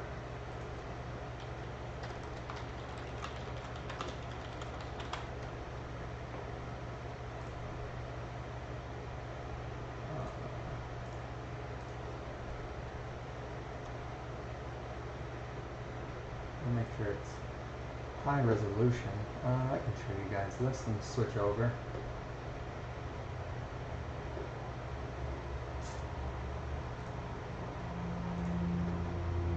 I'm going to set it to large. And we need the main motherboard, which is this guy here. Open that new tab so I can zoom in. It still looks like 2 pads there, but I'm not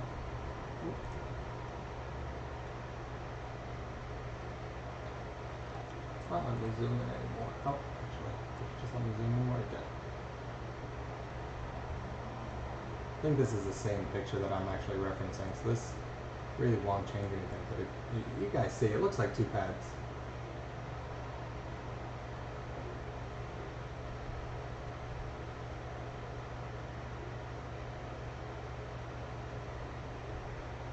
Check one more picture. It's not that guy.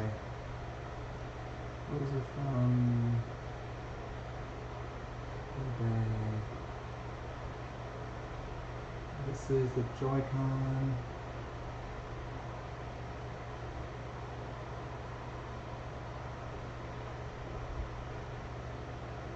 That's the main board too, but that doesn't look very high resolution, so that's not going to help us. That is the game slot, I believe. I don't even know if that's for a Switch. No, that's a 3DS. That's a Joy-Con. That's the headphone jack. I'm going to take another look at this.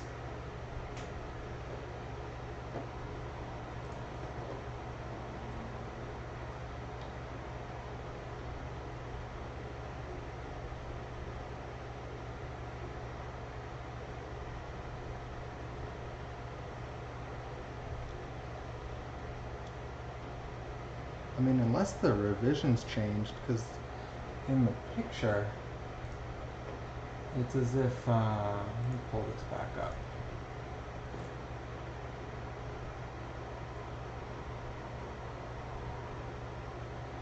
No, the picture looks the same. I don't know if that's connected to anything. It's just this, you know, 5 shape or S shape or whatever you want to call it. It comes down and it comes around. But, that left pad doesn't look like it connects to anything, at least on this side. I really don't know what to say.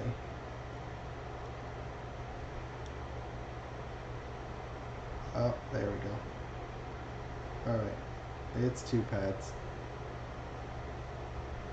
There's a super thin layer of solder right here. Let's see if we can just etch that away.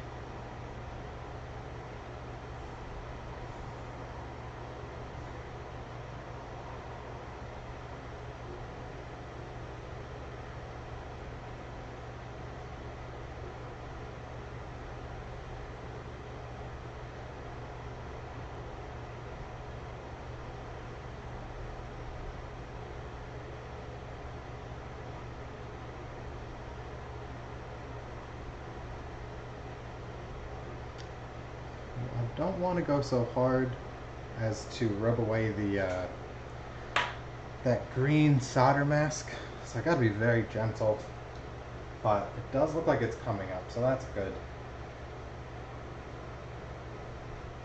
Like I said, I'd rather be safe than sorry. If this happens to connect to something else on the other side of the board and it shorts out, don't want to break any sort of functionality with the switch. So I'm just going to spend a couple minutes trying to etch away this little bit of solder here.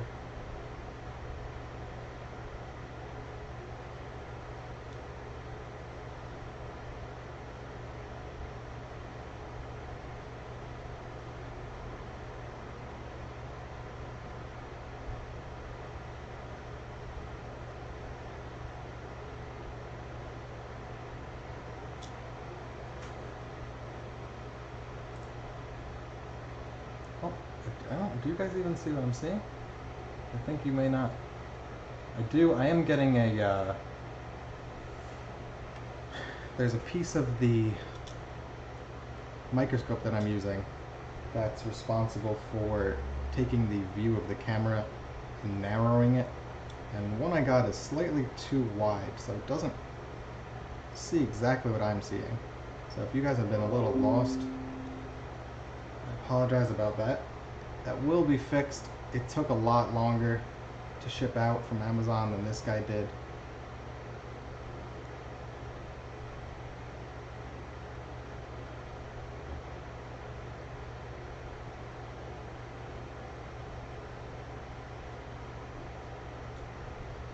That's still there.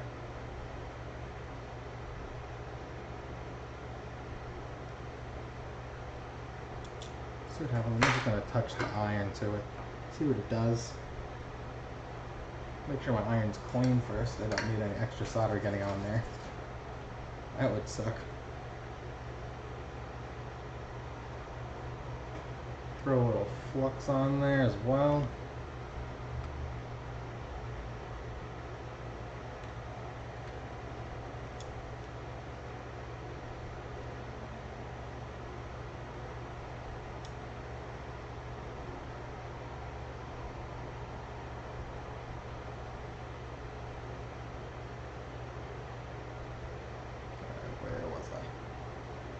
So we got through it for the most part. Let's let me use the multimeter. We'll see if we can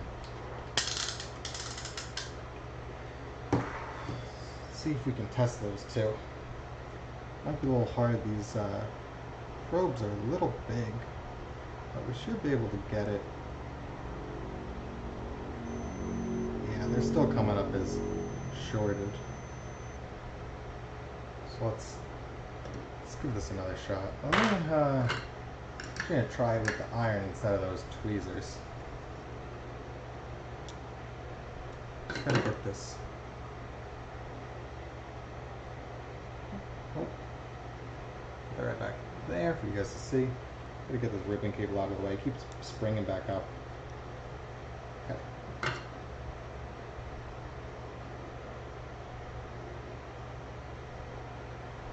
You can see how much bigger the tip of the soldering iron is. Really not that big, but compared to this board, it is massive.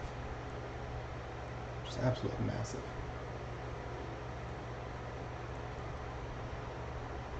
That's not gonna work. Let's go back to the tweezers.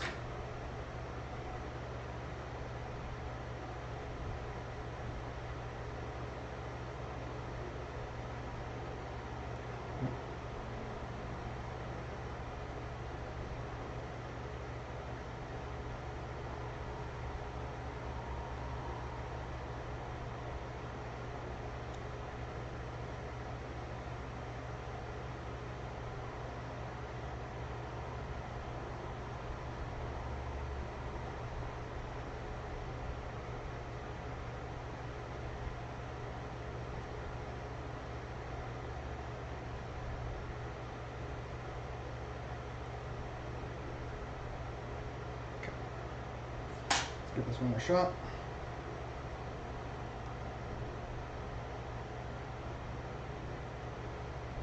And we are looking good. Oh, I take it back. Still yelling at us.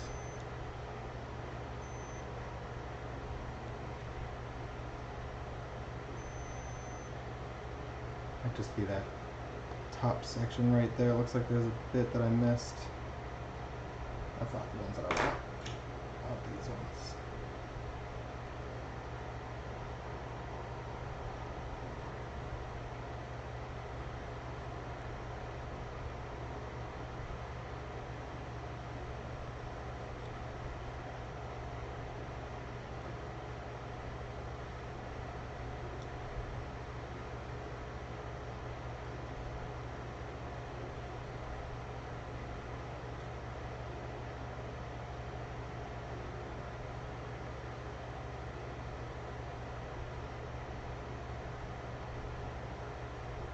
Okay.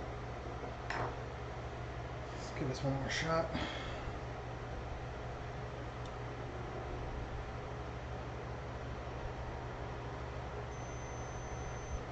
Still shorted out.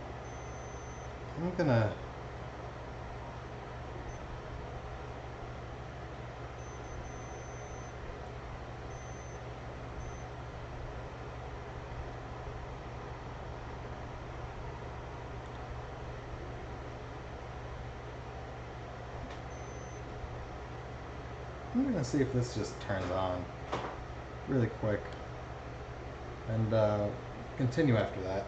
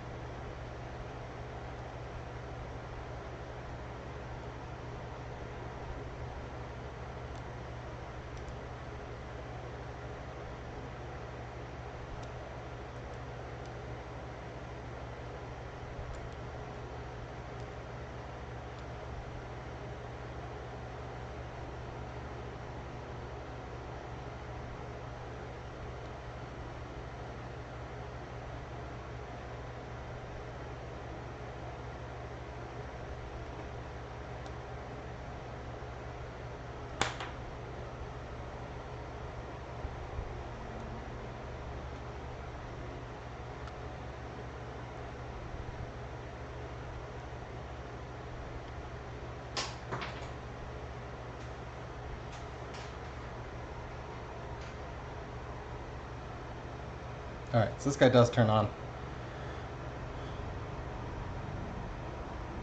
So, shorting those out does not matter. So I'm just going to go ahead and put the wire on there.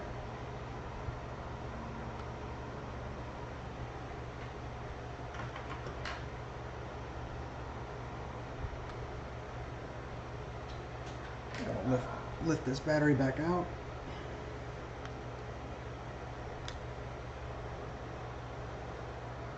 Lift this guy back out. I had to connect that to turn it back on. Okay. Lift this guy back out. That looks like it's the display cable, just for those who are wondering.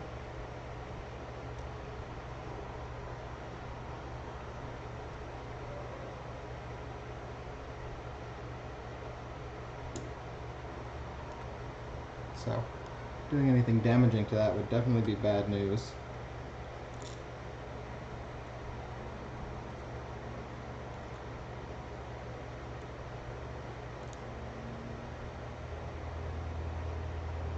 And I'm just gonna go ahead and continue with this guy. Then I gotta reconnect that one that came out before. This is the 3-volt wire. Get my iron, point it off. Put a little more flux down over there. Put a tiny bit of solder on here.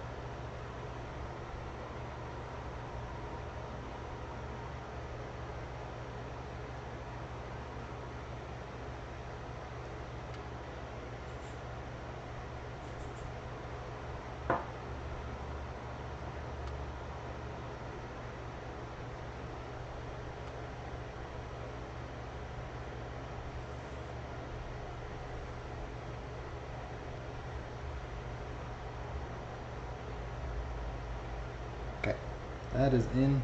I'm done with that one. Throw that over there. Got to redo this Joy-Con one, because this one came up when we were trying to do that other one. The 3-volt line.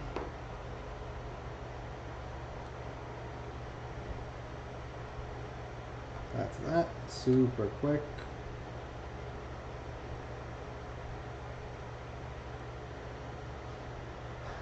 Okay, just gonna double check that under the microscope. That looks good. That is fine. I'm not worried about it bridging anymore. Ground wire's still on. The 2 data pins are still on. 3-volt is on. What's left? We gotta do the volume up, which we don't need to do. You could just you know, have them hold volume up. But you know, while we're in here, doesn't look too bad. It's, you know, it's not connected to anything. It's not right next to another pad. I'm just gonna do it. So that's on pin 0, which is this guy over here. So let me find where I put the magnet wire. I feel like it's been forever since I used it. And where did it go? This is not it. Big spool. Oh, there it is. Hidden behind my microscope. So that's on this side. We're going to flip the board around, make it easy for myself. Let's go ahead. Put this one on right here. Pin 0.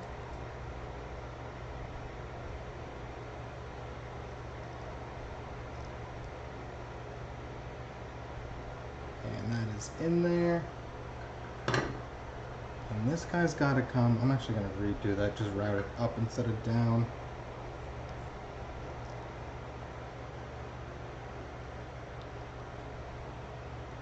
Let's turn it this way.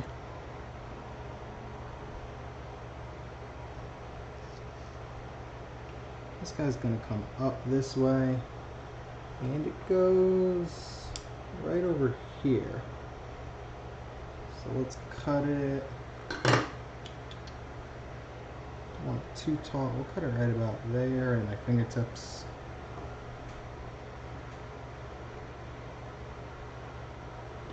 It's right in between those two connectors. So right about there. That's actually pretty hard to see. So let's get that up with a microscope just so I know what I'm working with.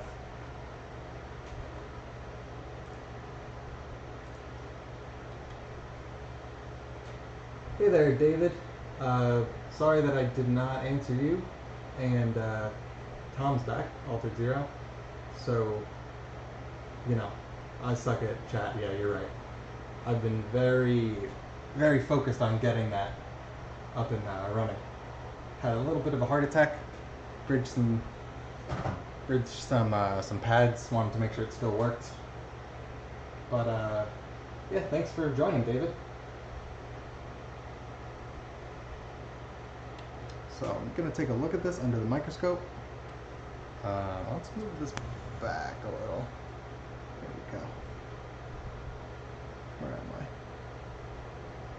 We can zoom out some. Pretty zoomed in right now. There's that. And there's those two. Alright. So what I'm trying to solder to now, focus on you guys.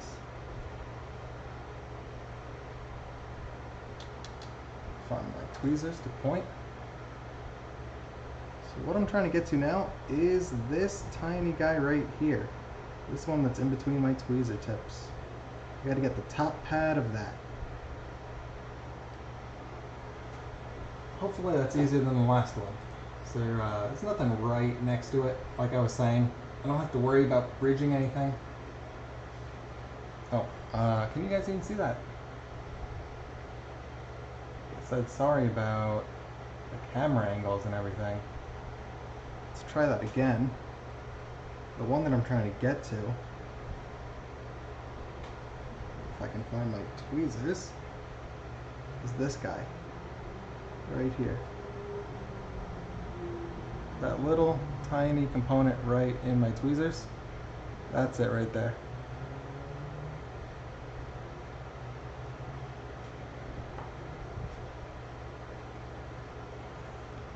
So let's have a go at it.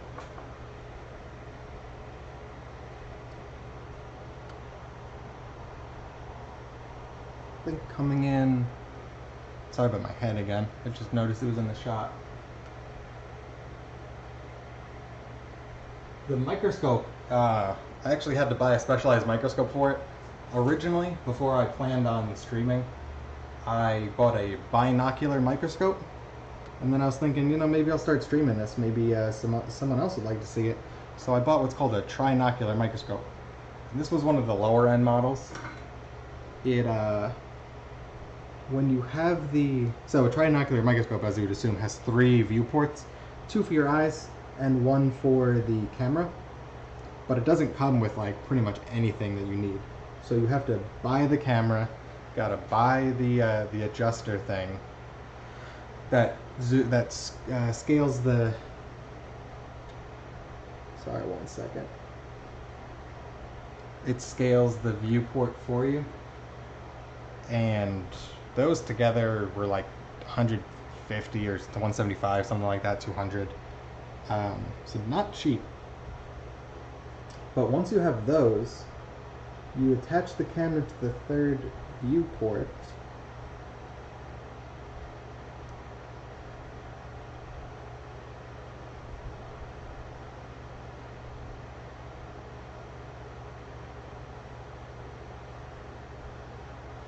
I think that might be good. You attach the camera to the 3rd viewport, and then you can see the camera. But as I was saying, this is one of the lower end models. So the higher ones have something called simul-focus, which means that all 3 viewports get that's not even close to what I was trying to do. Oh my god. What is this connected to? Oh, it's just stuck on that. I melted that. Okay. Let's try that again. The higher end models have what's called simulfocus that lets you use all three viewports at the same time. This one does not have that. So when you're using the camera, you can only see out of one eye. So I don't know if that's giving me some trouble with, because I am having some trouble like physically seeing through it. I'm not sure if that's because I'm not used to the microscope at all, or if that's, you know, a byproduct of that. And then as far as switching and showing you guys the different kind of views, that's just, I have them set up as different scenes in OBS. So one scene is set to this view that you're in right now. One scene is set to further out view if I'm doing something bigger and a bigger project. And then one scene is the view from inside the microscope there, which you've seen a number of times before. So that's how this whole setup is. If I had I mean, I do have another camera, but I haven't set it up. I could show you guys the whole workbench, table, whatever you want to call it. Where the heck am I looking right now? There we go. So this is really, really hard. Just getting the wire to line up into where I needed to go. And also getting the soldering iron, I feel like I should maybe look into getting a finer tip. This one's a little bit thick.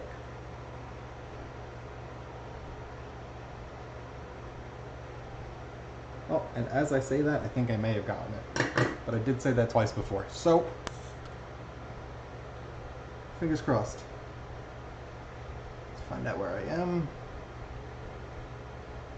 What's that? Got it a little bit to the right of that, and up, and yeah, that's looking, I mean, decent. Definitely not great,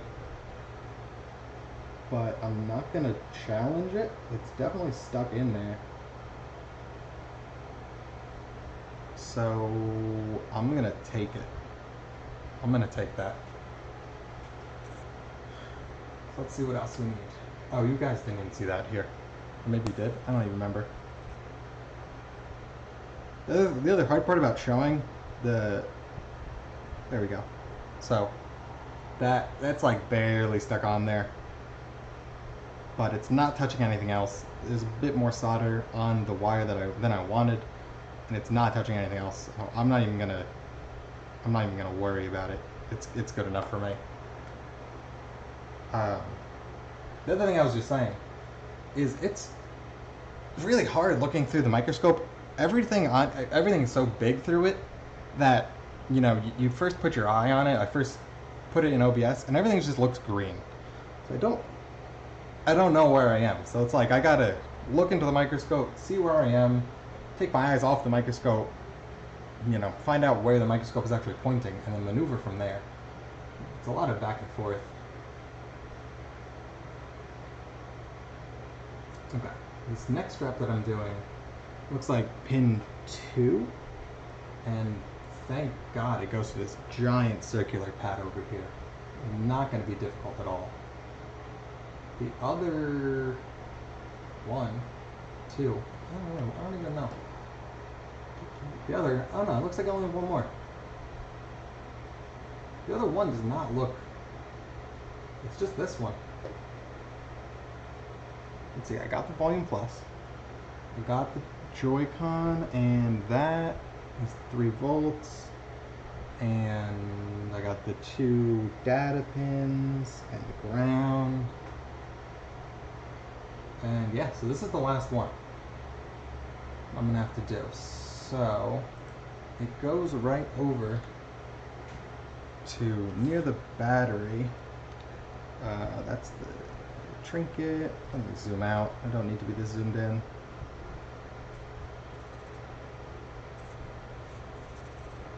And yeah, me shifting the camera around 10 times, zooming in when I say I'm going to zoom out, that's just me not knowing the microscope at all. I cannot count the number of times I said, let me just zoom out a second, and I zoom straight as far in as I possibly can. Also, this is turn. There we go. So if you guys can see that that top right circle, that's where the next one's going to, and that is a heck of a lot bigger than anything else I've done so far. I mean, with the exception of the ground. That one was the same size, but with everything else, it's been so small. This is a big relief. So that's going to be pin, I think I said 2, right? Oh, that's smaller. That's going to be pin 2. So let's do that. I'm going to tin pin 2. I'm going to switch over first. I'm going to tin pin 2. Put some flux on there. I'm going to get that wire out of the way. Just a bit. That's good. Put some flux on there.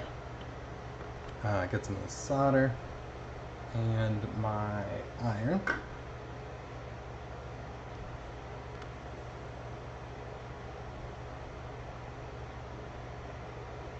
A little bit more on. We'll just fill that hole pretty much.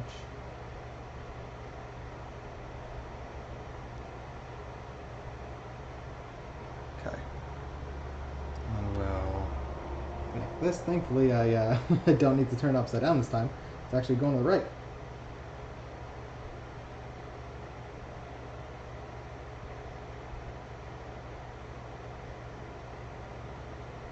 Okay, and it's going right over here, so that looks good.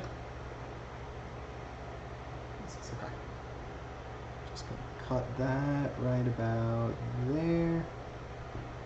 I'm gonna turn upside down for this, just because it's easier for me to hold the solder iron with my left hand. Put some of that there, and I will also tin that.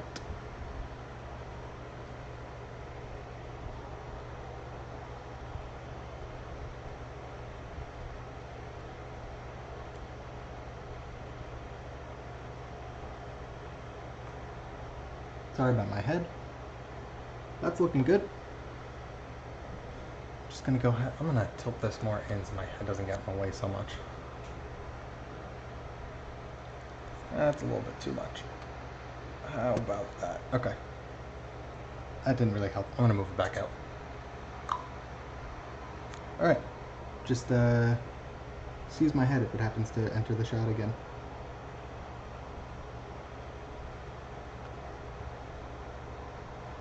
Probably could have cut this one a little bit longer, but it'll still do fine.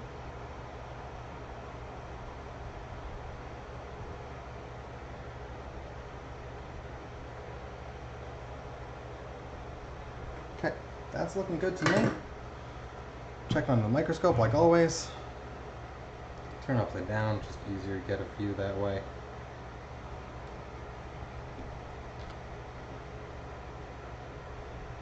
And we are way to the right, right there. It's a little bit longer, a little bit further out. It doesn't matter because it has that enamel on it. I'm just gonna bend it. Just bend it out of the way. So, just like that. If I can get it into focus. There we go. Yeah, you see it's just bent it up. Not really a huge deal. But I'm gonna double check, but I think that's it.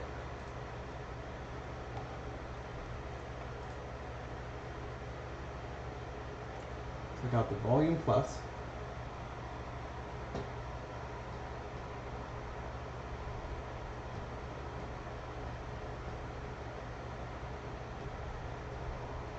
So I got the volume plus. I got the Joy-Con strap over here on the left.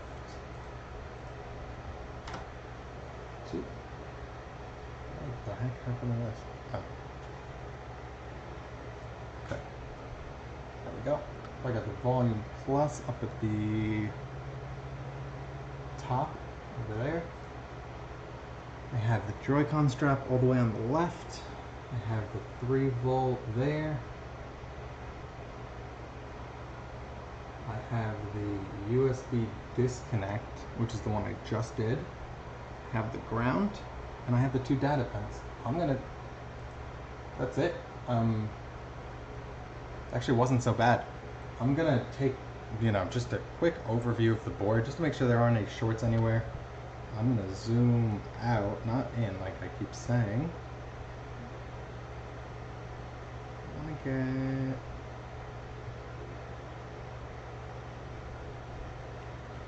Okay, I guess that's as good as I'm gonna get.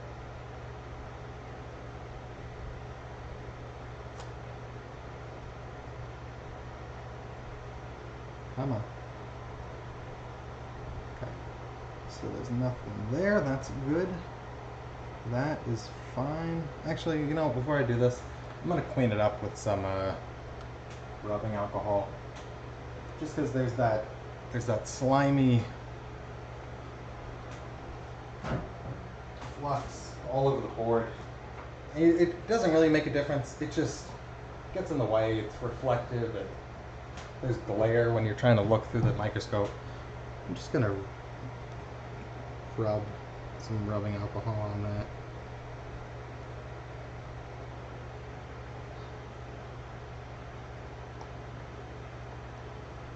Nothing really special, it's just a Q-tip with some rubbing alcohol. One thing you want to be careful of with this is the fibers of the Q-tip, the cotton. They do get caught on, all these tiny things, and they pull out. Where's the camera? They start to fray. So you don't want to, more like just like a tap and a little brush, rather than, moving just pushing it down and rubbing across the board, because that will leave you big strands of Q-tip everywhere. And then you'll have to go and get those out, and that's a whole mess in itself. Probably should find something that's better used than a Q-tip, because these are kind of annoying. But this is what I have for now. Oops.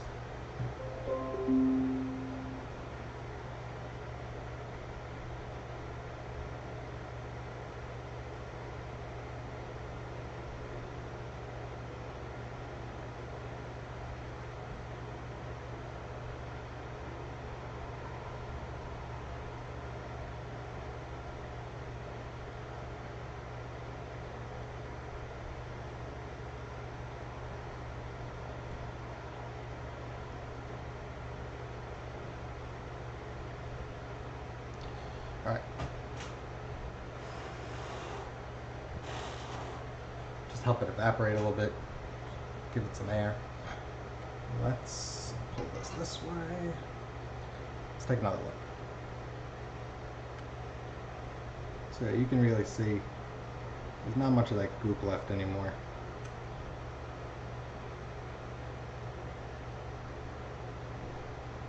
It's not as glary as it was. It's a lot easier to inspect. Could get over here a little more. It still has quite a bit. That's looking... So I actually...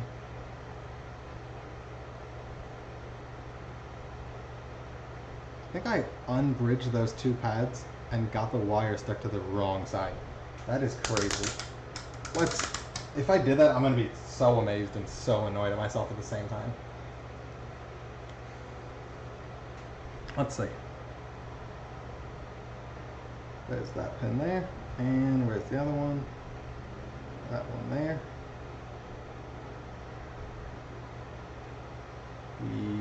Yep.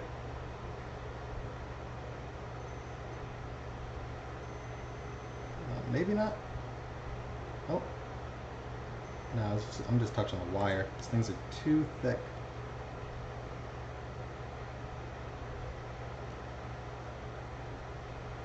Oh, this cable's in the way. I'm just gonna leave it. I don't feel like taping it back again. That and this. Yep, that totally happened. Alright, well I guess I gotta go back and do that again. I cannot believe that that happened.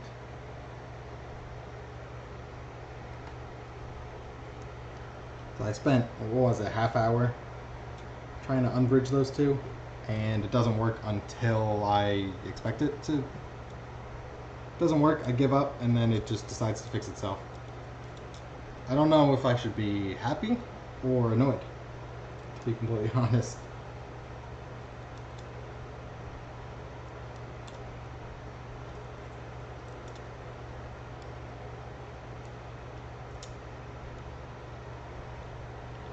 So let's get the soldering iron back in there.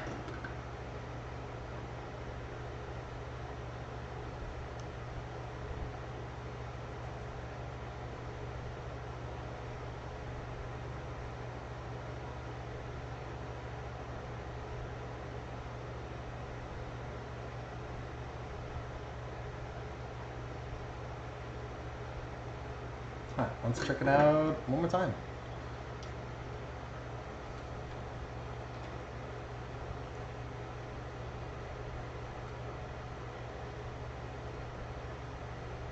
That looks like I missed it completely. But at the same time, those two are connected.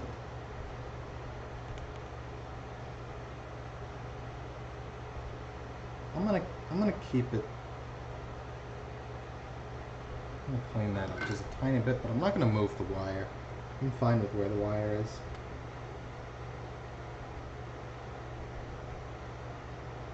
Yeah.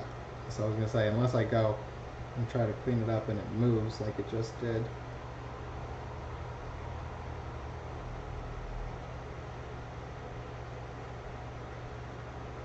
Watch, now these are gonna be bridged again, and I'm just gonna throw my hands up in the air.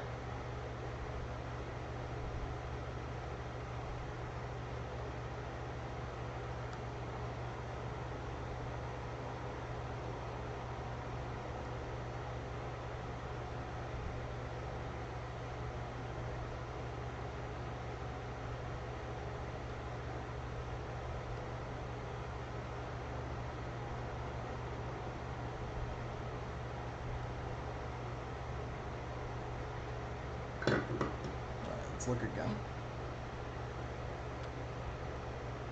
And yep, they are bridged again. So that's cool. No big deal. We saw that it turns on with them bridged. It might just be a test pad, because it doesn't seem like it goes to anything, so it's fine. Let's not follow it. We're gonna check out the other guy. That one's still on there. And we gotta check out the ground one. That one's no good, and the two data pins are looking good. So now we'll check on this side, on the board itself.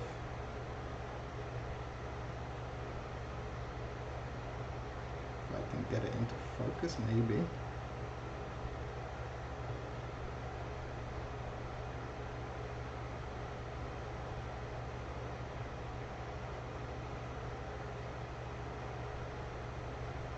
That's good enough, I guess. So those two pins are good. Those are the only really ones I need to worry about. The rest are pretty big.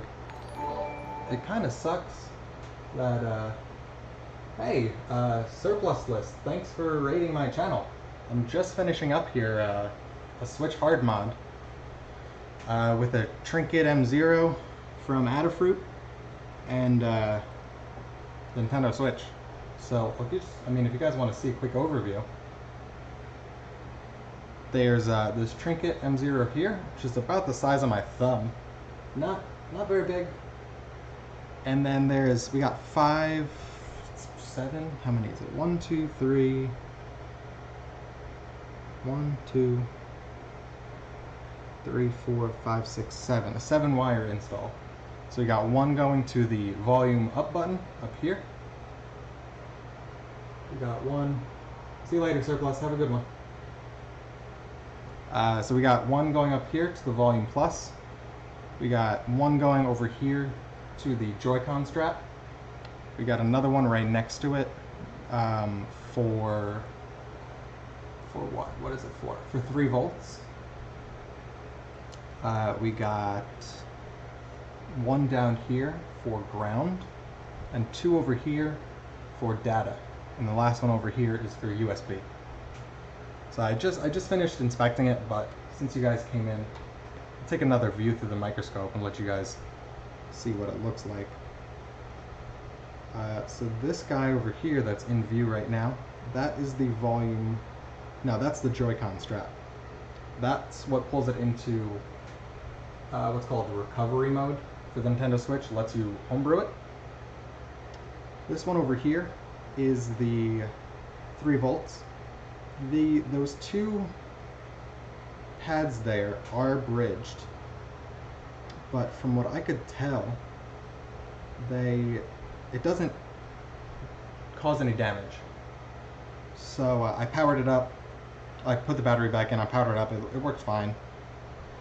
But what happened was that I finished the install, I finished the install, and they were unbridged. So it was unbridged, but on the wrong side of the pad. So I was thinking, well, if they're unbridged now, I'll just unsolder it and solder it back. What happened was that they bridged again. So I've given up trying to fix that one. That one's good as it is. This guy up here, that one right there, in view, that is the volume up. This guy down here is the ground. That took a little bit of work.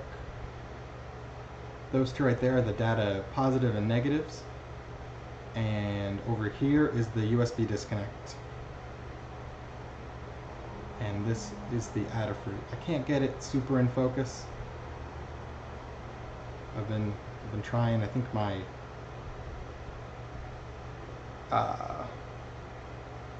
microscope's a little too low. Let me just raise it up.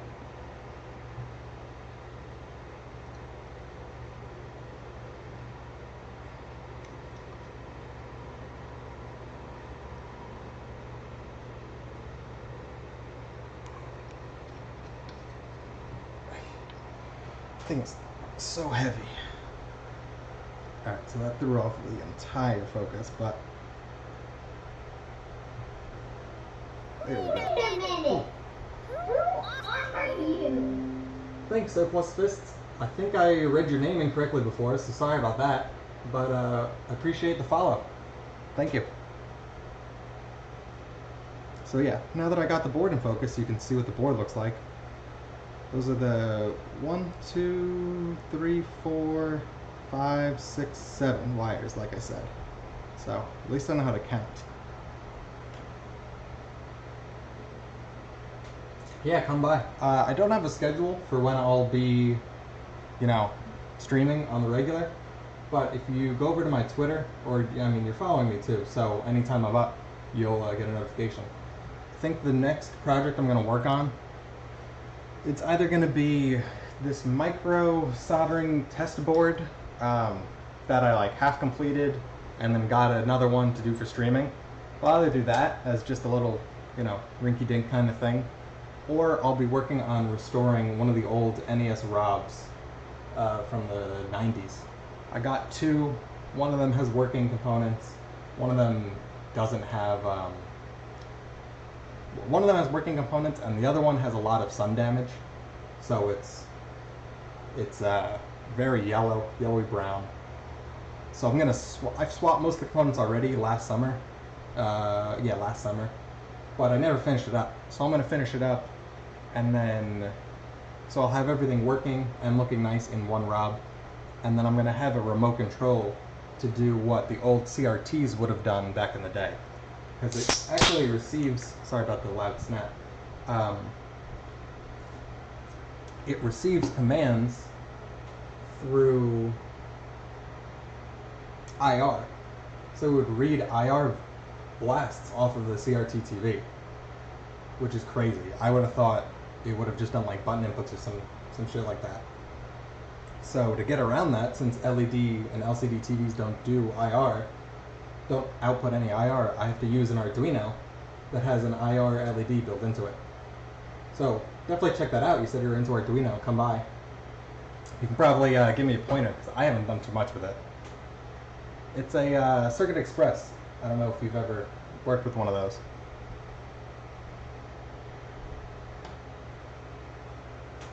Rant aside, I'm going to start putting this back together. We should be all set. Let's just hope I didn't break anything. Yeah, I haven't worked with the teensies too much. I did some stuff with Arduinos in my college courses, but besides that, I've only done this. But, you know, coding Arduino is coding Arduino. And I'm sure I'm going to make some, you know, coding problems, because I absolutely suck at coding. So maybe you can give me a hand or two in that department.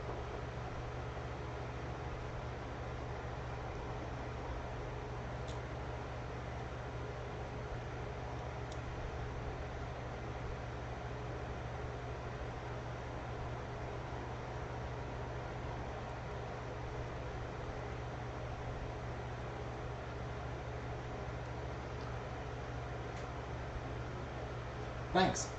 I'm what kind of camera is this? It's a Logitech C920.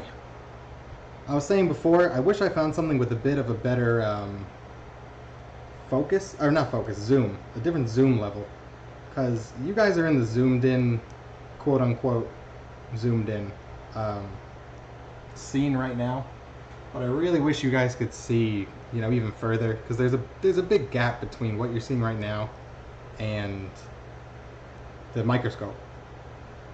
And I was hoping to close that. I actually bought two Logitech cameras, and they were both kind of shitty. I mean, not shitty, but just not what I wanted. And this is really difficult. And I was gonna send both of them back and use my Xbox One Kinect as a camera instead. But my computer has not so great USB ports. The USB driver controller for it is the worst. It's like very non-standard, barely works with anything. And the Kinect, being as niche as it is, I guess, doesn't work well with it. So like every 5 minutes it'll just stop displaying video. I think that's the other one. Yeah, the 930E was the other one I bought, which I wasn't too happy with the zoom level either. And I'm sure they all do digital zoom, so like I don't really consider that zoom as it is, because it's not. It's just blowing up the picture. If I could find something with a real optical zoom, that would be ideal, but I doubt I'll find anything like that for anything close to a reasonable amount of money. My Kinect was good. It was giving me, I'd say, at least as good as a picture as this Logitech is, but I couldn't stream with it, because every 20 minutes I'd have to go back and make sure that it was actually displaying video. So I saved myself the trouble. I decided not to return this one. But it is, it gets the job done.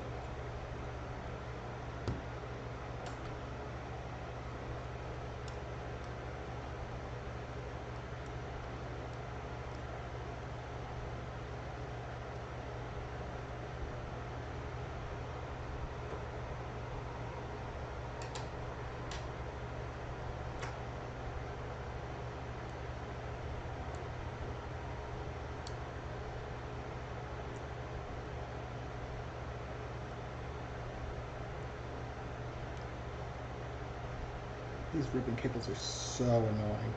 There's one thing that I wish we could find an alternative to. It's these ribbon cables. They're so hard to maneuver, and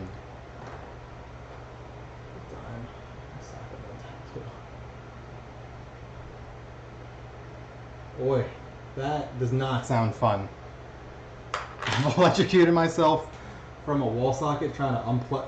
Worst story than that, I was unplugging an Apple TV, and the connectors on the outlet side are so small that I had to readjust my grip, and I ended up touching the two prongs while they were still half in the wall. So that was a good time. But I can't say that I put a dime in a socket. That's That's something else. Alright, so those two are good. That little clip-on connector should reattach without a problem. There we go. And then we do this guy. And if everything is good, we should get this light, which we do. And does the switch turn? The switch is turning on. That is definitely a step in the right direction. It got past the logos, and it is now on. So that's the most terrifying part right there. Making sure that it actually does something. Alright, so what now? I guess I'm going to put it back together before I do anything else, because I still need to write the firmware to the Trinket, and that's it. But I'm not going to do that with the case off. That's not necessary. I'm just going to clean up here. I'm going to take like a 2-minute break, just grab something to drink, run to the bathroom, chill out. I'll be back in a second. That's the wrong one. I'm not going. Alright, have a good night.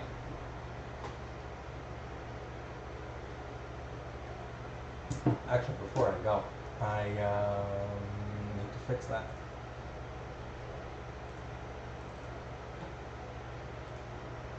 Let's change this to this.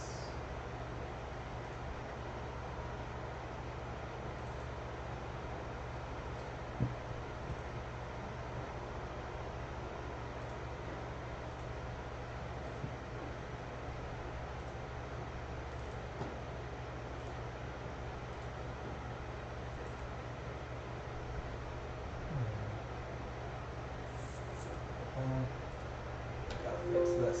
That should be displaying the mat, just so it's not completely black. Video capture, and it's going to be the Logitech camera. And we're just going to fix it to fit in the border.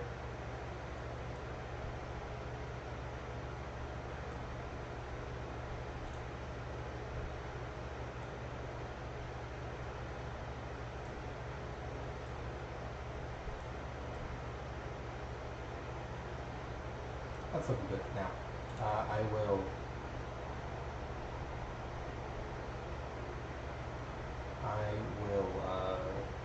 fix it for good later. But that's good for now. I'll be right back.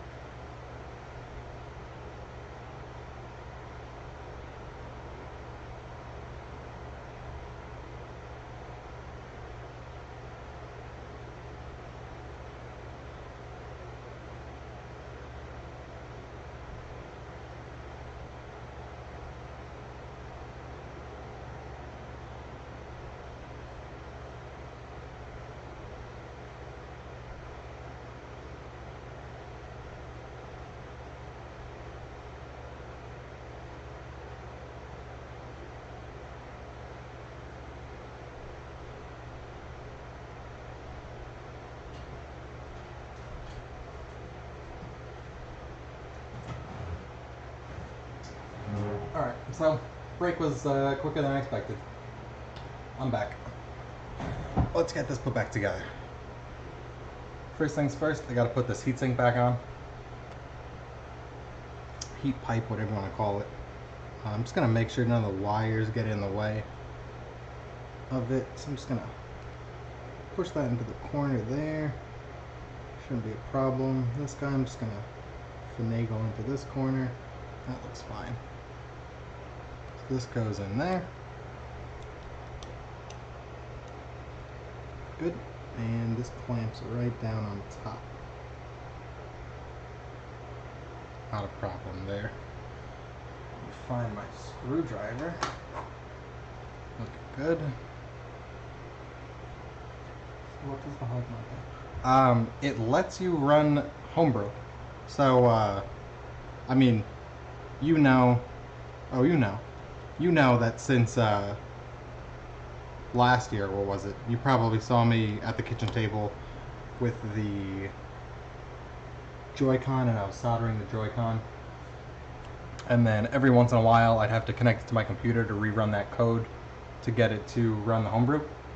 This takes place of the Joy-Con mod. That's what that Joy-Con strap wire is for. That pulls pin, I want to say 10, but don't quote me on that, on the Joy-Con to ground, which activates that recovery mode. So that's step one. Well, actually, that's step two. Step one, no, that's part of step. That's step 1A. Step 1B is holding volume up. So volume up and that that Joy-Con pin being grounded get it into recovery mode. The second half of the chip is that it can actually hold not a huge amount of storage, but you know, a few megabytes, I'd say. I don't know what the exact number is. I guess we'll find out in a couple minutes. A few megabytes of storage, so you can load what's called a payload onto it, which is just some code that tells it what to do. And in this case, what it tells it to do is load some third-party software that will allow it to run unsigned code. So the other thing that I not forgot to mention, but I don't really care, the unless I wanted to cut a hole out of the shield, it doesn't fit with the trinket on, but this really doesn't do much in terms of thermal conductivity. It helps a bit. Most of it gets taken care of by the fan. I've had mine off for the better part of 2.5 years. I'm not even going to bother putting it back on. But what I am going to do is disconnect this battery, because that is a big do right there.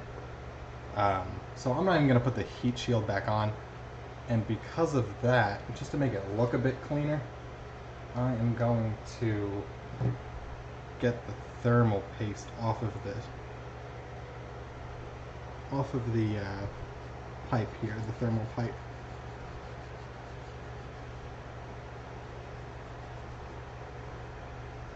Again, what some people decide to do is they cut a hole where the trinket is. You know, it's a very thin piece of metal, so you can just do with really any pair of scissors. Kitchen scissors, like shears or something, would work. It's normally what I use when I want to cut stuff. So that would work, but I don't feel like going through the effort, I'll be honest. It's my brother. It's not like it's if it was a customer, like if I were doing this for money, I'd probably do it just for the reassurance for them. But since it's my brother, he'll live. Not a big deal.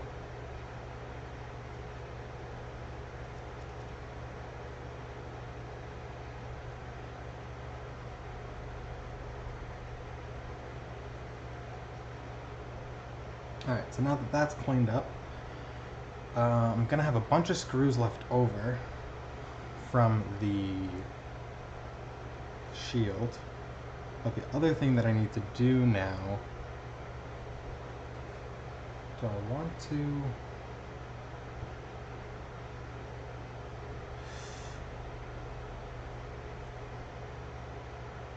Do I want to do that? This is upside down. No, maybe I will just cut it out. Because the other thing that's kind of tricky is the SD card needs to be propped up a certain way to make sure the card fits in. So I'm gonna cut this out. I'm just gonna do it with a pair of wire clippers on it, so that should be sharp enough.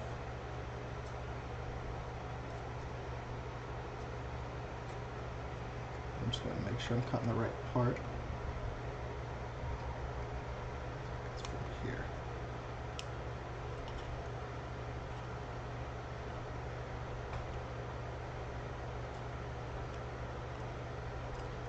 Well, maybe I will find some scissors. These aren't straight, so it's kind of hard to get the right angle, and they're not very long. Give me, I'll be right back. I'm gonna find a pair of scissors. I wish there was a never dying battery. This part of the reason I'm doing this is so he doesn't call me all the time complaining that his Switch died and he can't play his emulators. I'll be back in 2 seconds. I'm gonna go find a pair of scissors.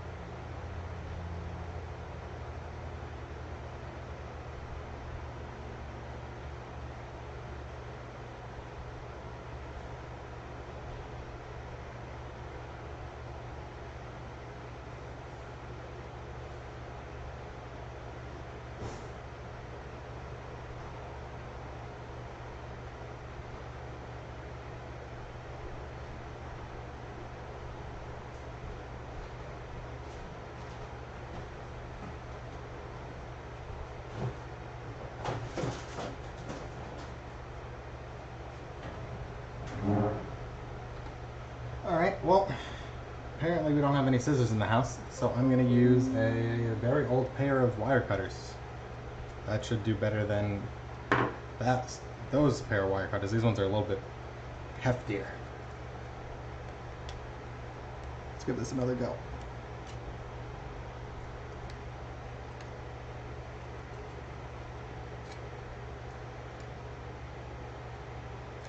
That's not doing shit. Alright. Plan B. Guess we're going to use the wire cutters.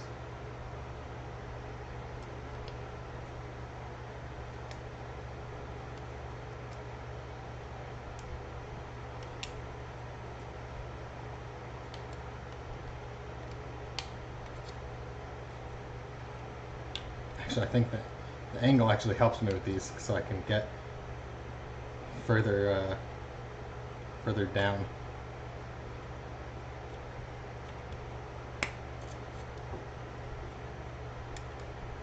Definitely not going to be a pretty job, that's for sure.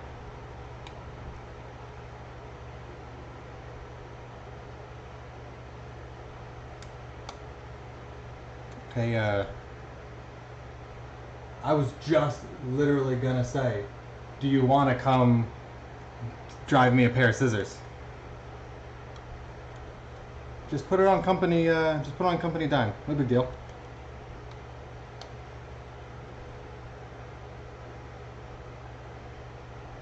Oh, that's not even what you were asking. I say cook dinner. What are your options?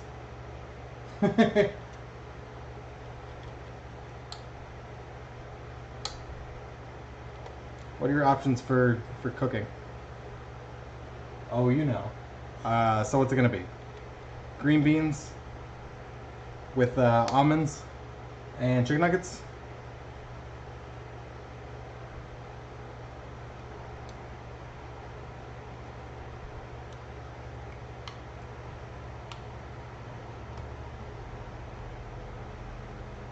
You're out of green beans. What are you doing?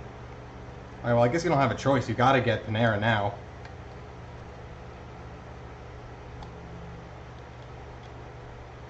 Kind of cornered yourself into that one. Cheesy rice. Are you gonna have chicken nuggets with cheesy rice?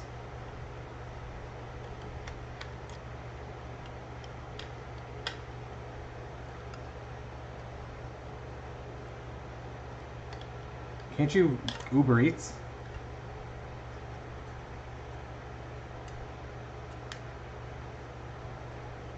Cheesy rice and nugs sounds like a bit of a carb-heavy meal. But, you know, you've done worse, so can't say I wouldn't expect you to do something like that. I would not put it beyond you. I'm just gonna see if this even fits the freaking trinket in. It does. This is the most hack job thing ever. I just gotta get this off.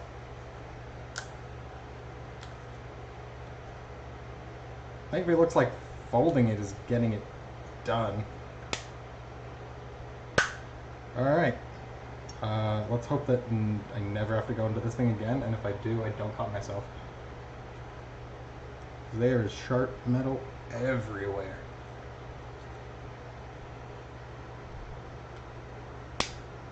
I'm definitely going to step on that piece. That piece just shot into oblivion.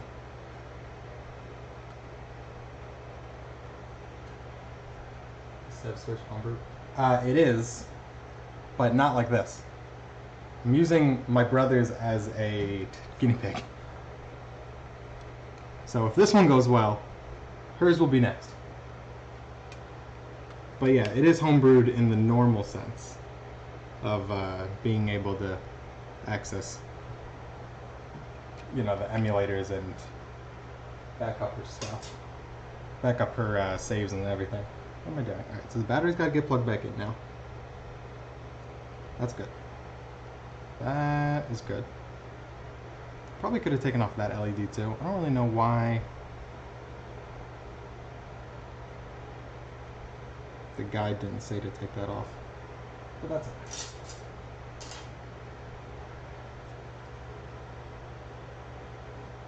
Watch, this one's gonna go okay. And when I go to try Sev's, it's gonna break. It's gonna get just absolutely mangled.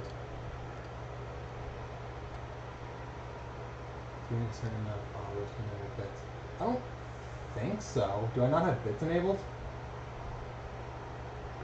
Do you even have bits? Weren't we just talking about this the other day?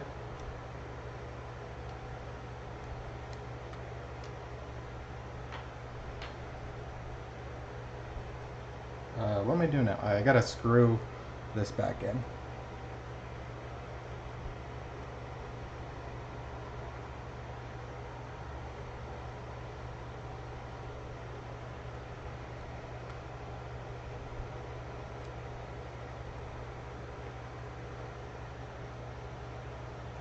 Huh. I guess I gotta look into that. I enabled it. When you give me bits, Starfy comes up and it plays a nice little tune. But I guess no one will see that now.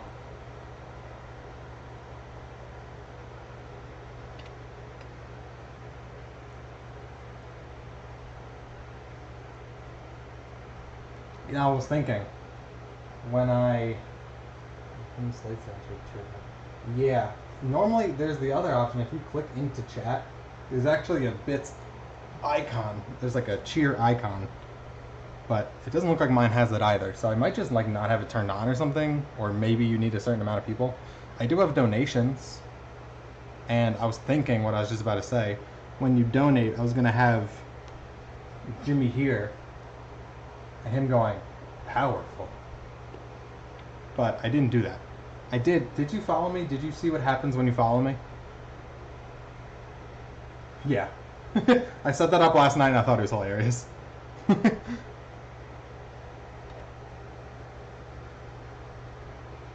Who are you?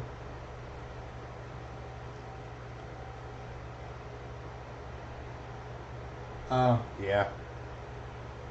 Whoops. I'll mute it on my side, or like lower it on my side. I don't know. I'm sure I could do that.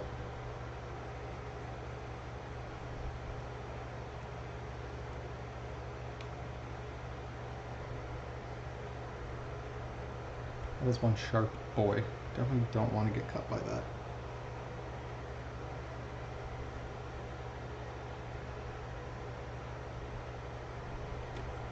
Hey Google, how do you enable bits on Twitch? On the website denorbox.org, they say, 2. Twitch bits. Navigate to the Partner Settings tab of the dashboard. Scroll down about halfway, and under the Cheer section, click Enable Cheering with Bits. So, it sounds like you need to be a partner to have bits. So, I'm not getting bits anytime soon. That's what that means. Next part is the SD card reader. That's what you see. It has this cutout and it like lifts it up a little bit. If you don't have that there, if you don't have the heat shield on, it you have to find a way to raise it because it lines up with the case, like the back of the case. Whoops, this actually has to come up. So what I did on mine was I just found a piece of foam and squished it underneath the card reader.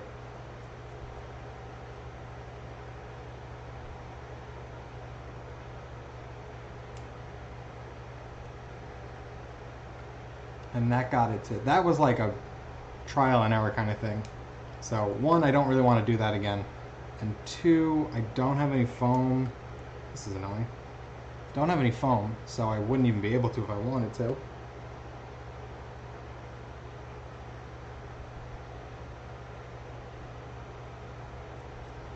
So using the heat shield is the easiest way.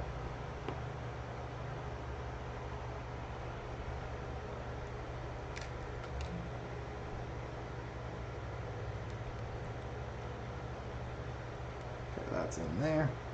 And this is what I was talking about before. This screw hole right here, this is the one that I accidentally screwed through the ribbon cable. So I just double checked myself and made sure that I'm not going to do that again. So that would suck.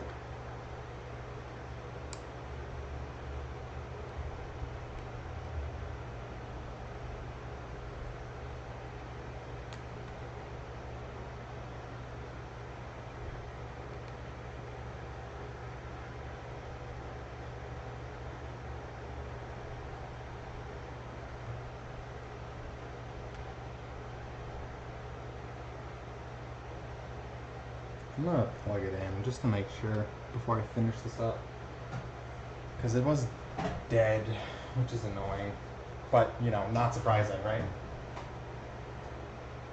Where's my backpack?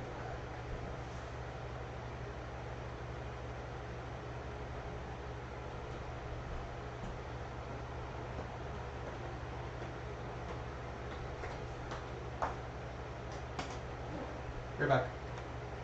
Just gotta go find my backpack.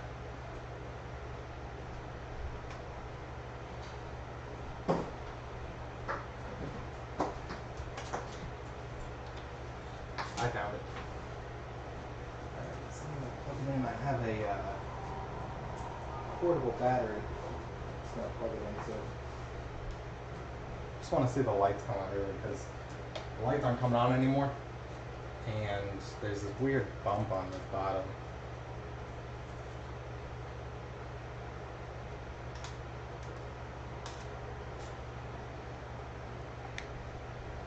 Yeah, okay. Just the battery's dead. That's all I care about.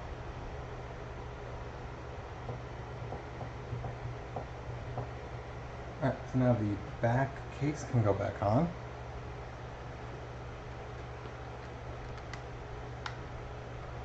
What is this bump here?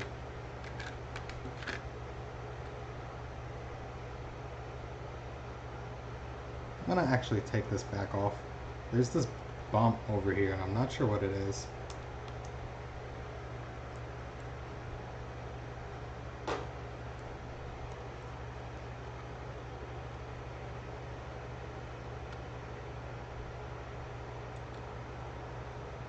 That wasn't even on, so I guess it's a good thing I took this off.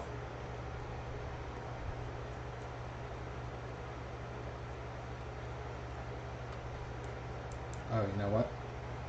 I don't think that screw is supposed to go there. Is this on?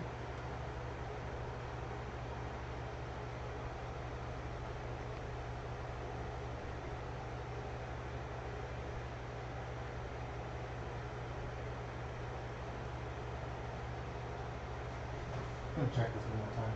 So now it's oh, it is on. Okay.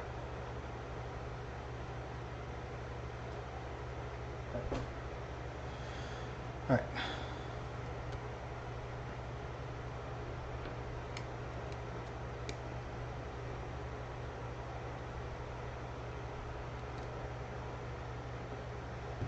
Quick way to see if the SD card slot is working is to put something in it.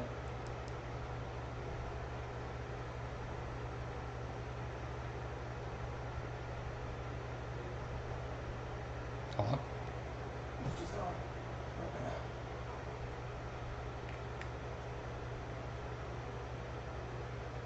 Oh, it died. Alright, well, there goes that.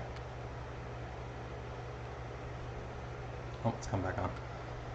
Quick way to test the SD card is just to put something in it and take it out.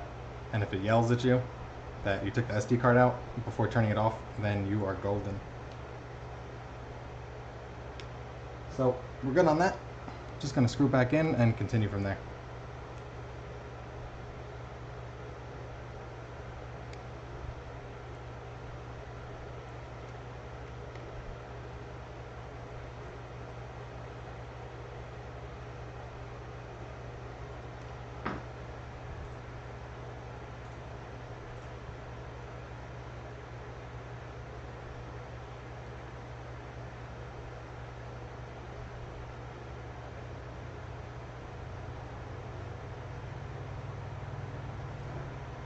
Wanted to double check the guide. What's leftovers? Oh, there's actually a game card in here too. I didn't realize that. Anyway, let's put the case back on.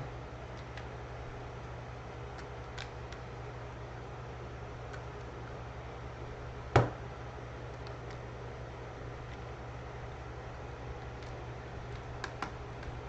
this part back down.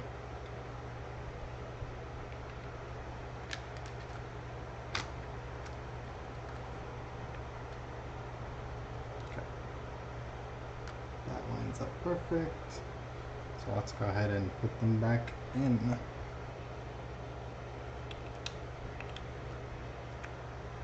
Start with these guys.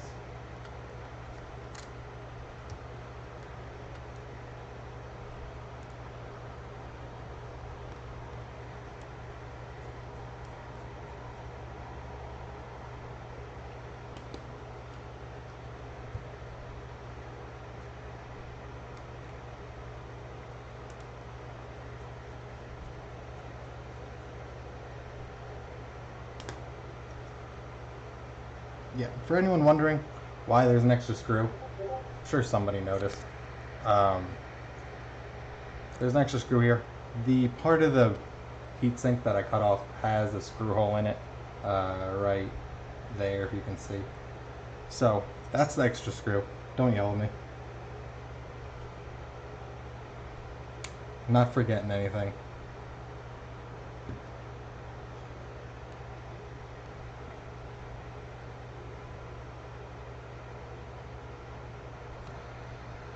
Actually, since I'm doing, I'm going to zoom out. Sorry about not being zoomed out the whole time.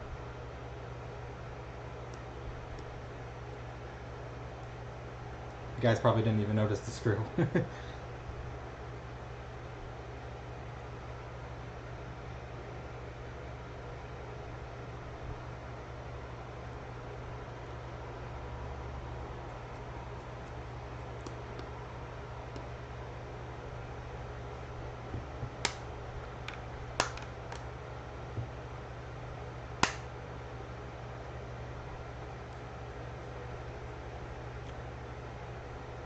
One thing that,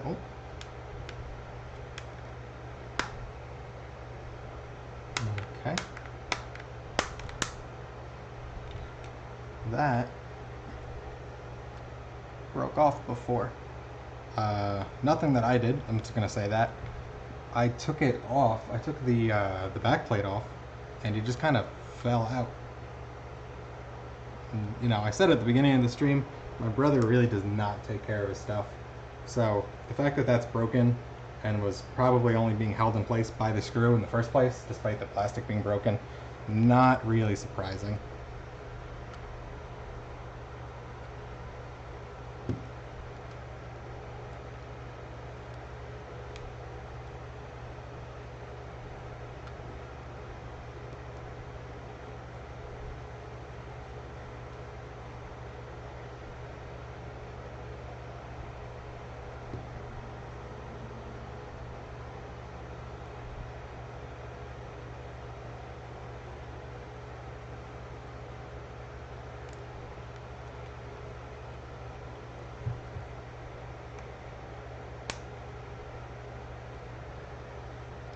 That happened with that one too. So 2 screw, well 3 counting the one on the heat shield, but 3 screw holes missing. It's not the end of the world. Like I said, my brother. If it were a customer, I'd probably try to find another back plate on my own dime. If I really thought it was my fault. In this case, I definitely would not pay for it. But I gotta switch over. These are the last 4 screws that I need. Let me find where I put the other set. They're over here.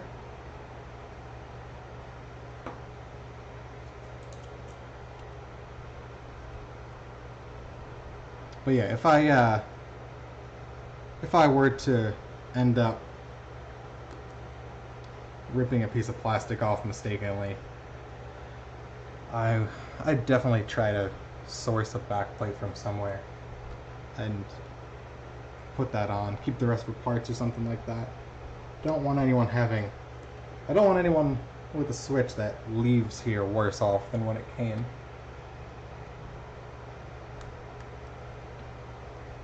This one is a complete disaster though. For those of you that weren't here when it was opened, there was a ton of dog hair. It's my brother's. We have 2 dogs. Ton of cat hair. But, you know, he leaves it on the ground all the time. So, no surprise that there's hair and dust and everything all in there. I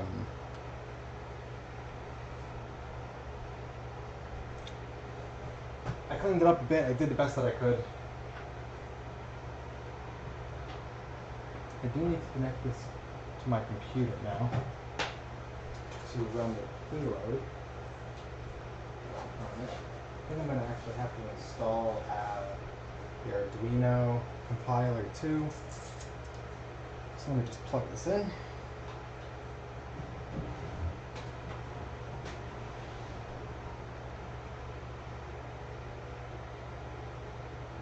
Sorry about it going dark for this. Oh, I guess I gotta keep that in there. This should probably be fine. Put that in there.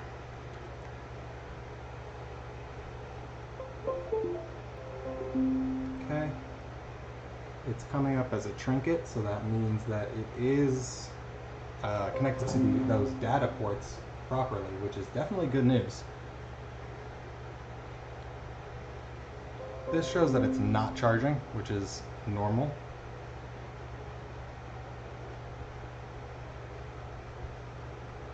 Trying to find the reset button on this guy. Might need to take the back plate actually back off before I do anything else. So let me go ahead and do that. With mine, I don't have that that heatsink on, that heatsink plate, that thermal plate on. So you can just straight click through the back of the cover, the back cover, to that reset button. But with the thermal pad, or not the thermal pad, with the heat plate on, it's a bit stiffer. I was not expecting. So I'm just going to go as deep as I need to back into it to get to that plate. Or sorry, to get to the button on the trinket so I can put it into the proper modes. One will be to write the firmware to it, which is actually the mode it's in right now. But I want this switch to charge for a while, at least while I install the Arduino software and get the files that I need. Because there's no sense in it being at such a low battery this whole time. The switch does need to be on while I write that software. And I don't want it to die in the middle of it.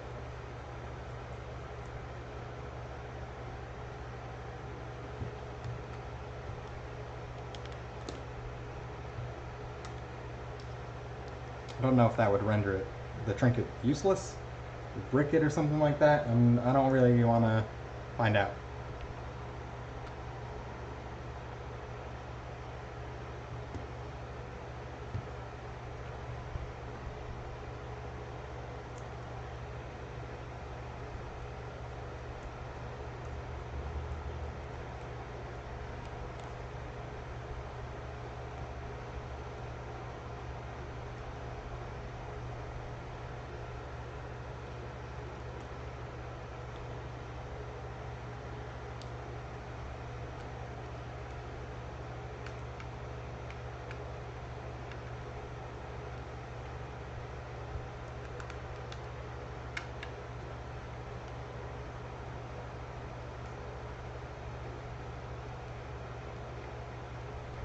I was thinking that.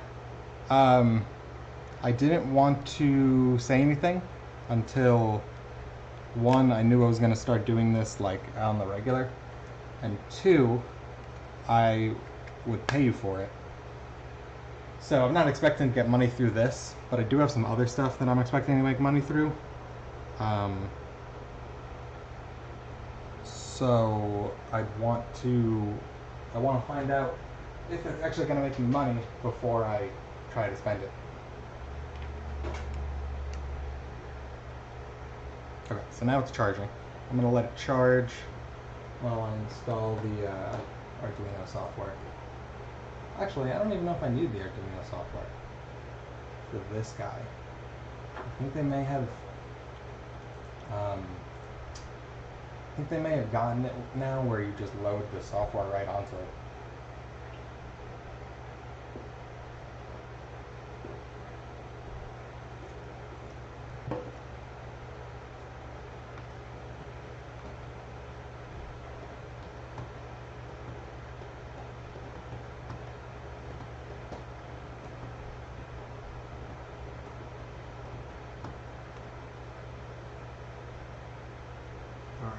So, I want Trinket, and I want let's see if that, just trying to figure out which one I need. So there's a little,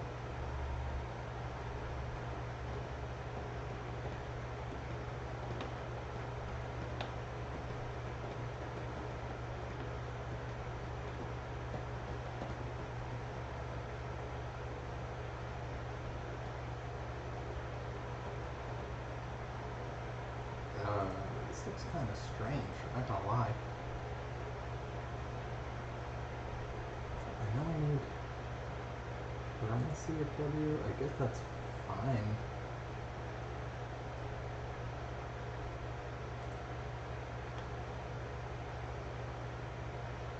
Dual boot? I don't need dual boot.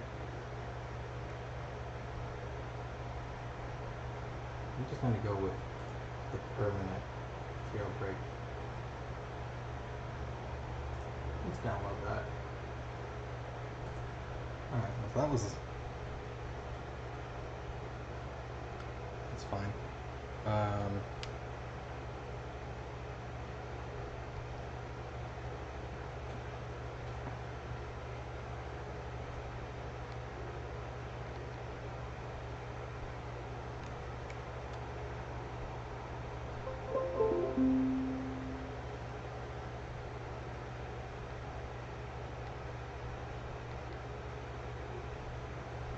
So now I need to get it into bootloader mode for the Trinket, and you're supposed to be able to do it by pressing the reset button twice, but there we go. It's kind of finicky, I don't really know why. But does it come up now? The answer looks like no for some reason.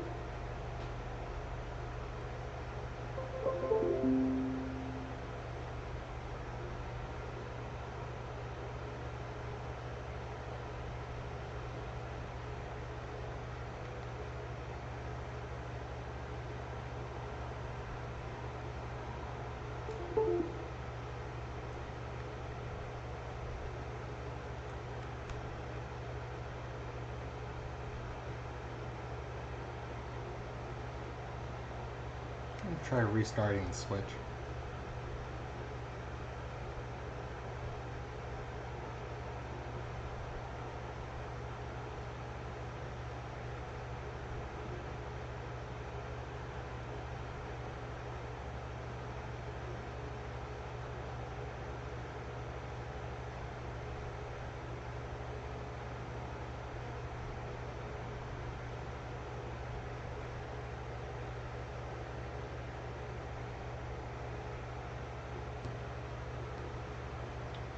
Take a look at this underneath the microscope.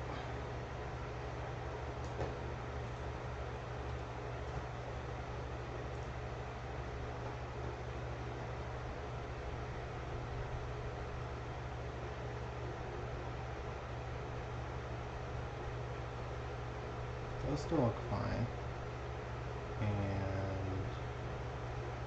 those still look fine. Not a problem with those pins. Those are good.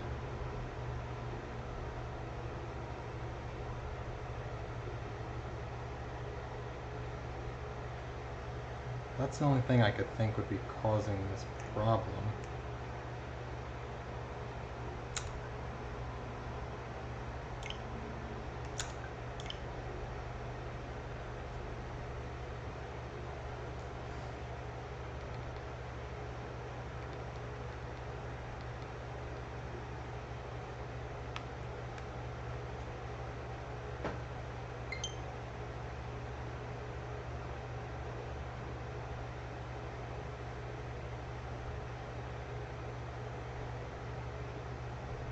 Of course, it just died. Alright, I'm gonna let it charge for a bit.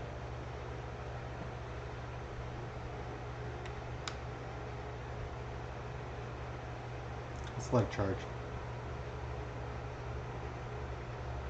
I'm gonna take it back apart. I want to look at one thing.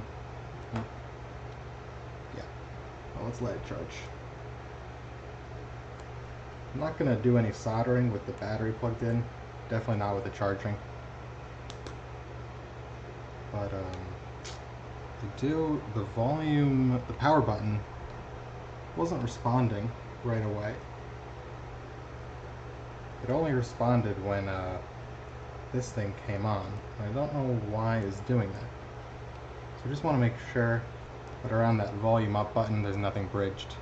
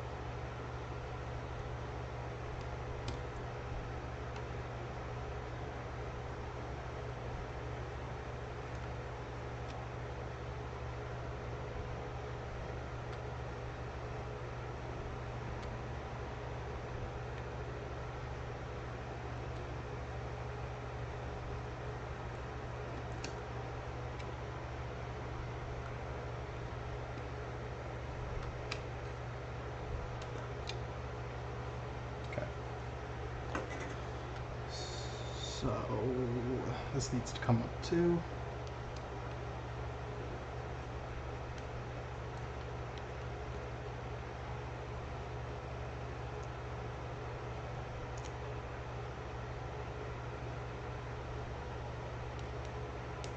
Actually, I'm going to use the speaker has a magnet, as all speakers do. So I'm going to use it to magnetize my screwdriver, make my life a bit easier.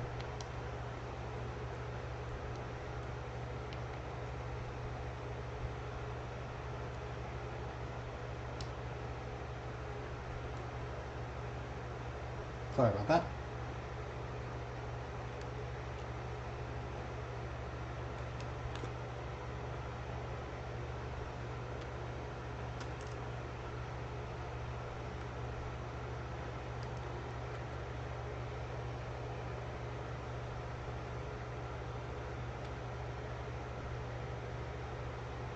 Okay, so now that this is back up, let's take a look at it under the microscope.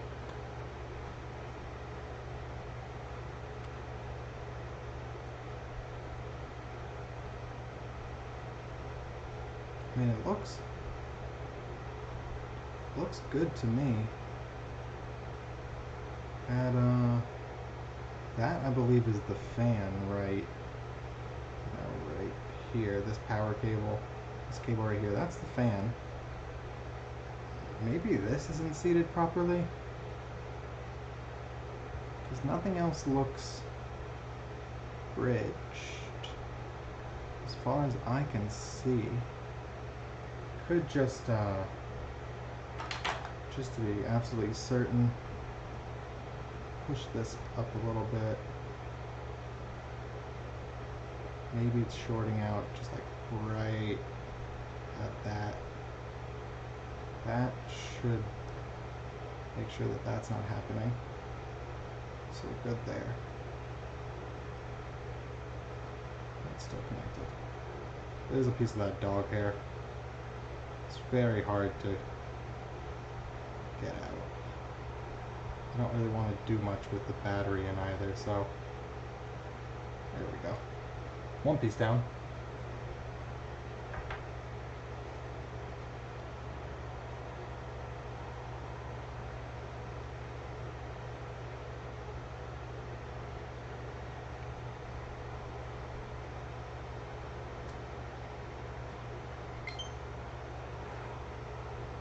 Looks like the power button's still not working. Power button's actually along, not where I thought it was. I thought this side, sorry, I thought this side was the power button. The power button's actually on the complete opposite side. So let's figure out what's going on with that.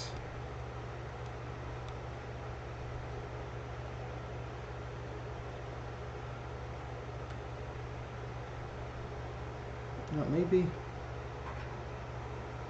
it is this. Let's just push that in. No, that's in. That's not going anywhere.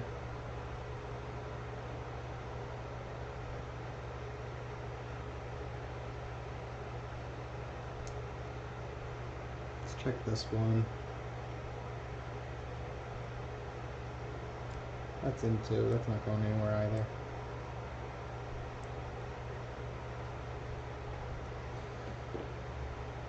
I'm going to take a minute just to do a little research while it's charging up.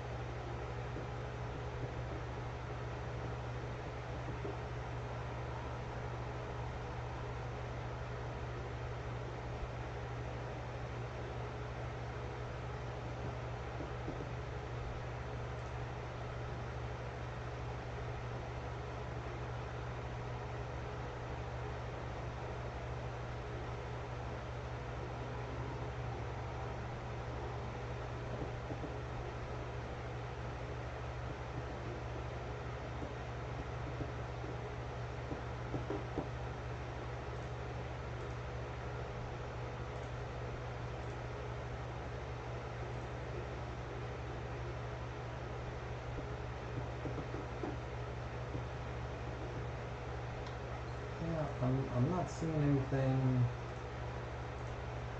here. I may have to ask around and figure out what's going on. It's got to be something with that, what I thought was a capacitor. It's actually a very small resistor.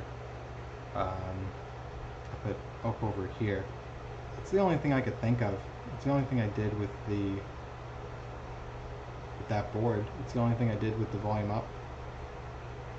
I mean, I could definitely reseat this board up here. That's easy. I'll do that just to make sure.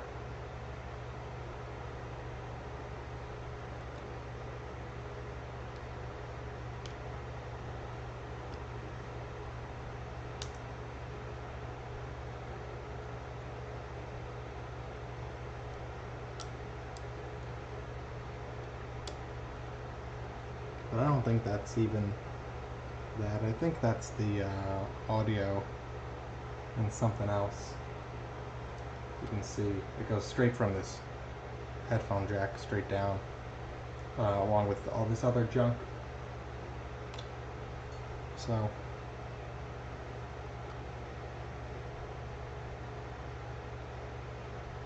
let's see what happens with that.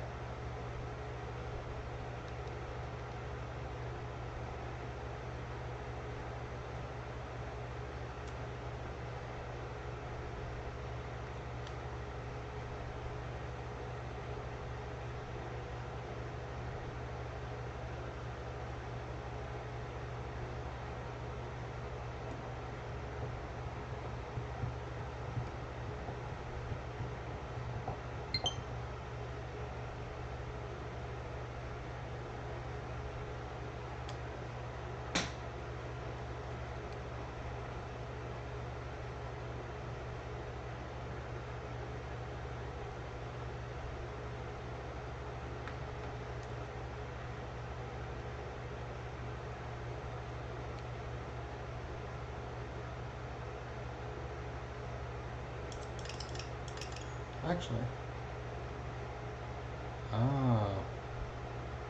so it's stuck on volume up. Even if I click volume down, it shows the volume up. So something's going on with that.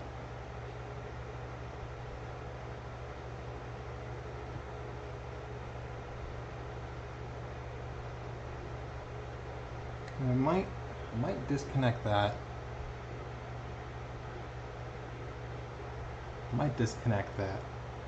And go with a software route to do that instead. That's not even really that necessary. That's just the volume up. You can do that with your finger. But I'm gonna do that after. I'll do that after.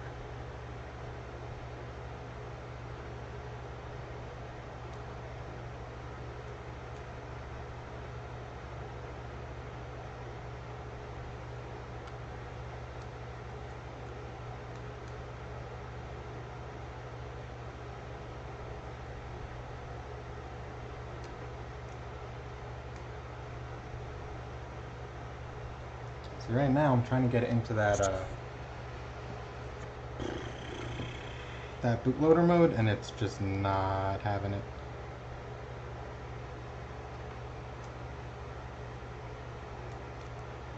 How you can tell right away is if you plug it in and the switch isn't charging, that means you're accessing the Trinket, but it just keeps charging.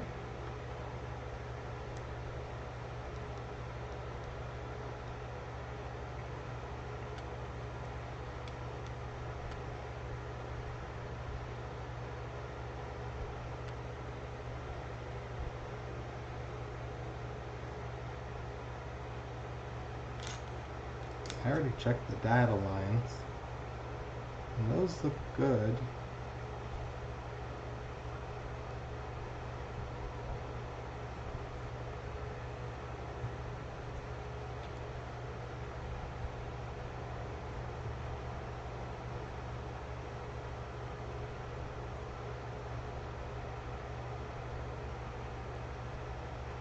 get these in focus.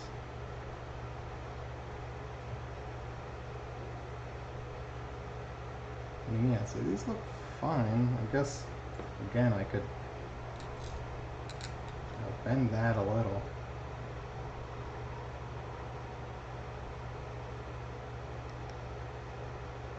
That's definitely not touching. And they're both going to the correct things there. We go from outside to inside, and inside to outside. So those are good. That's the only thing that would be stopping it from connecting.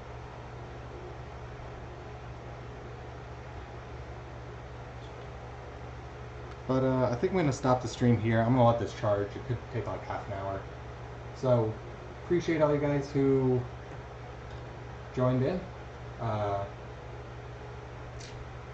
You know, I hope you at least found it interesting, had some fun, maybe learned a couple things. And, you know, if you want, give me a follow and it'll let you know when I'm on next. Alright, night.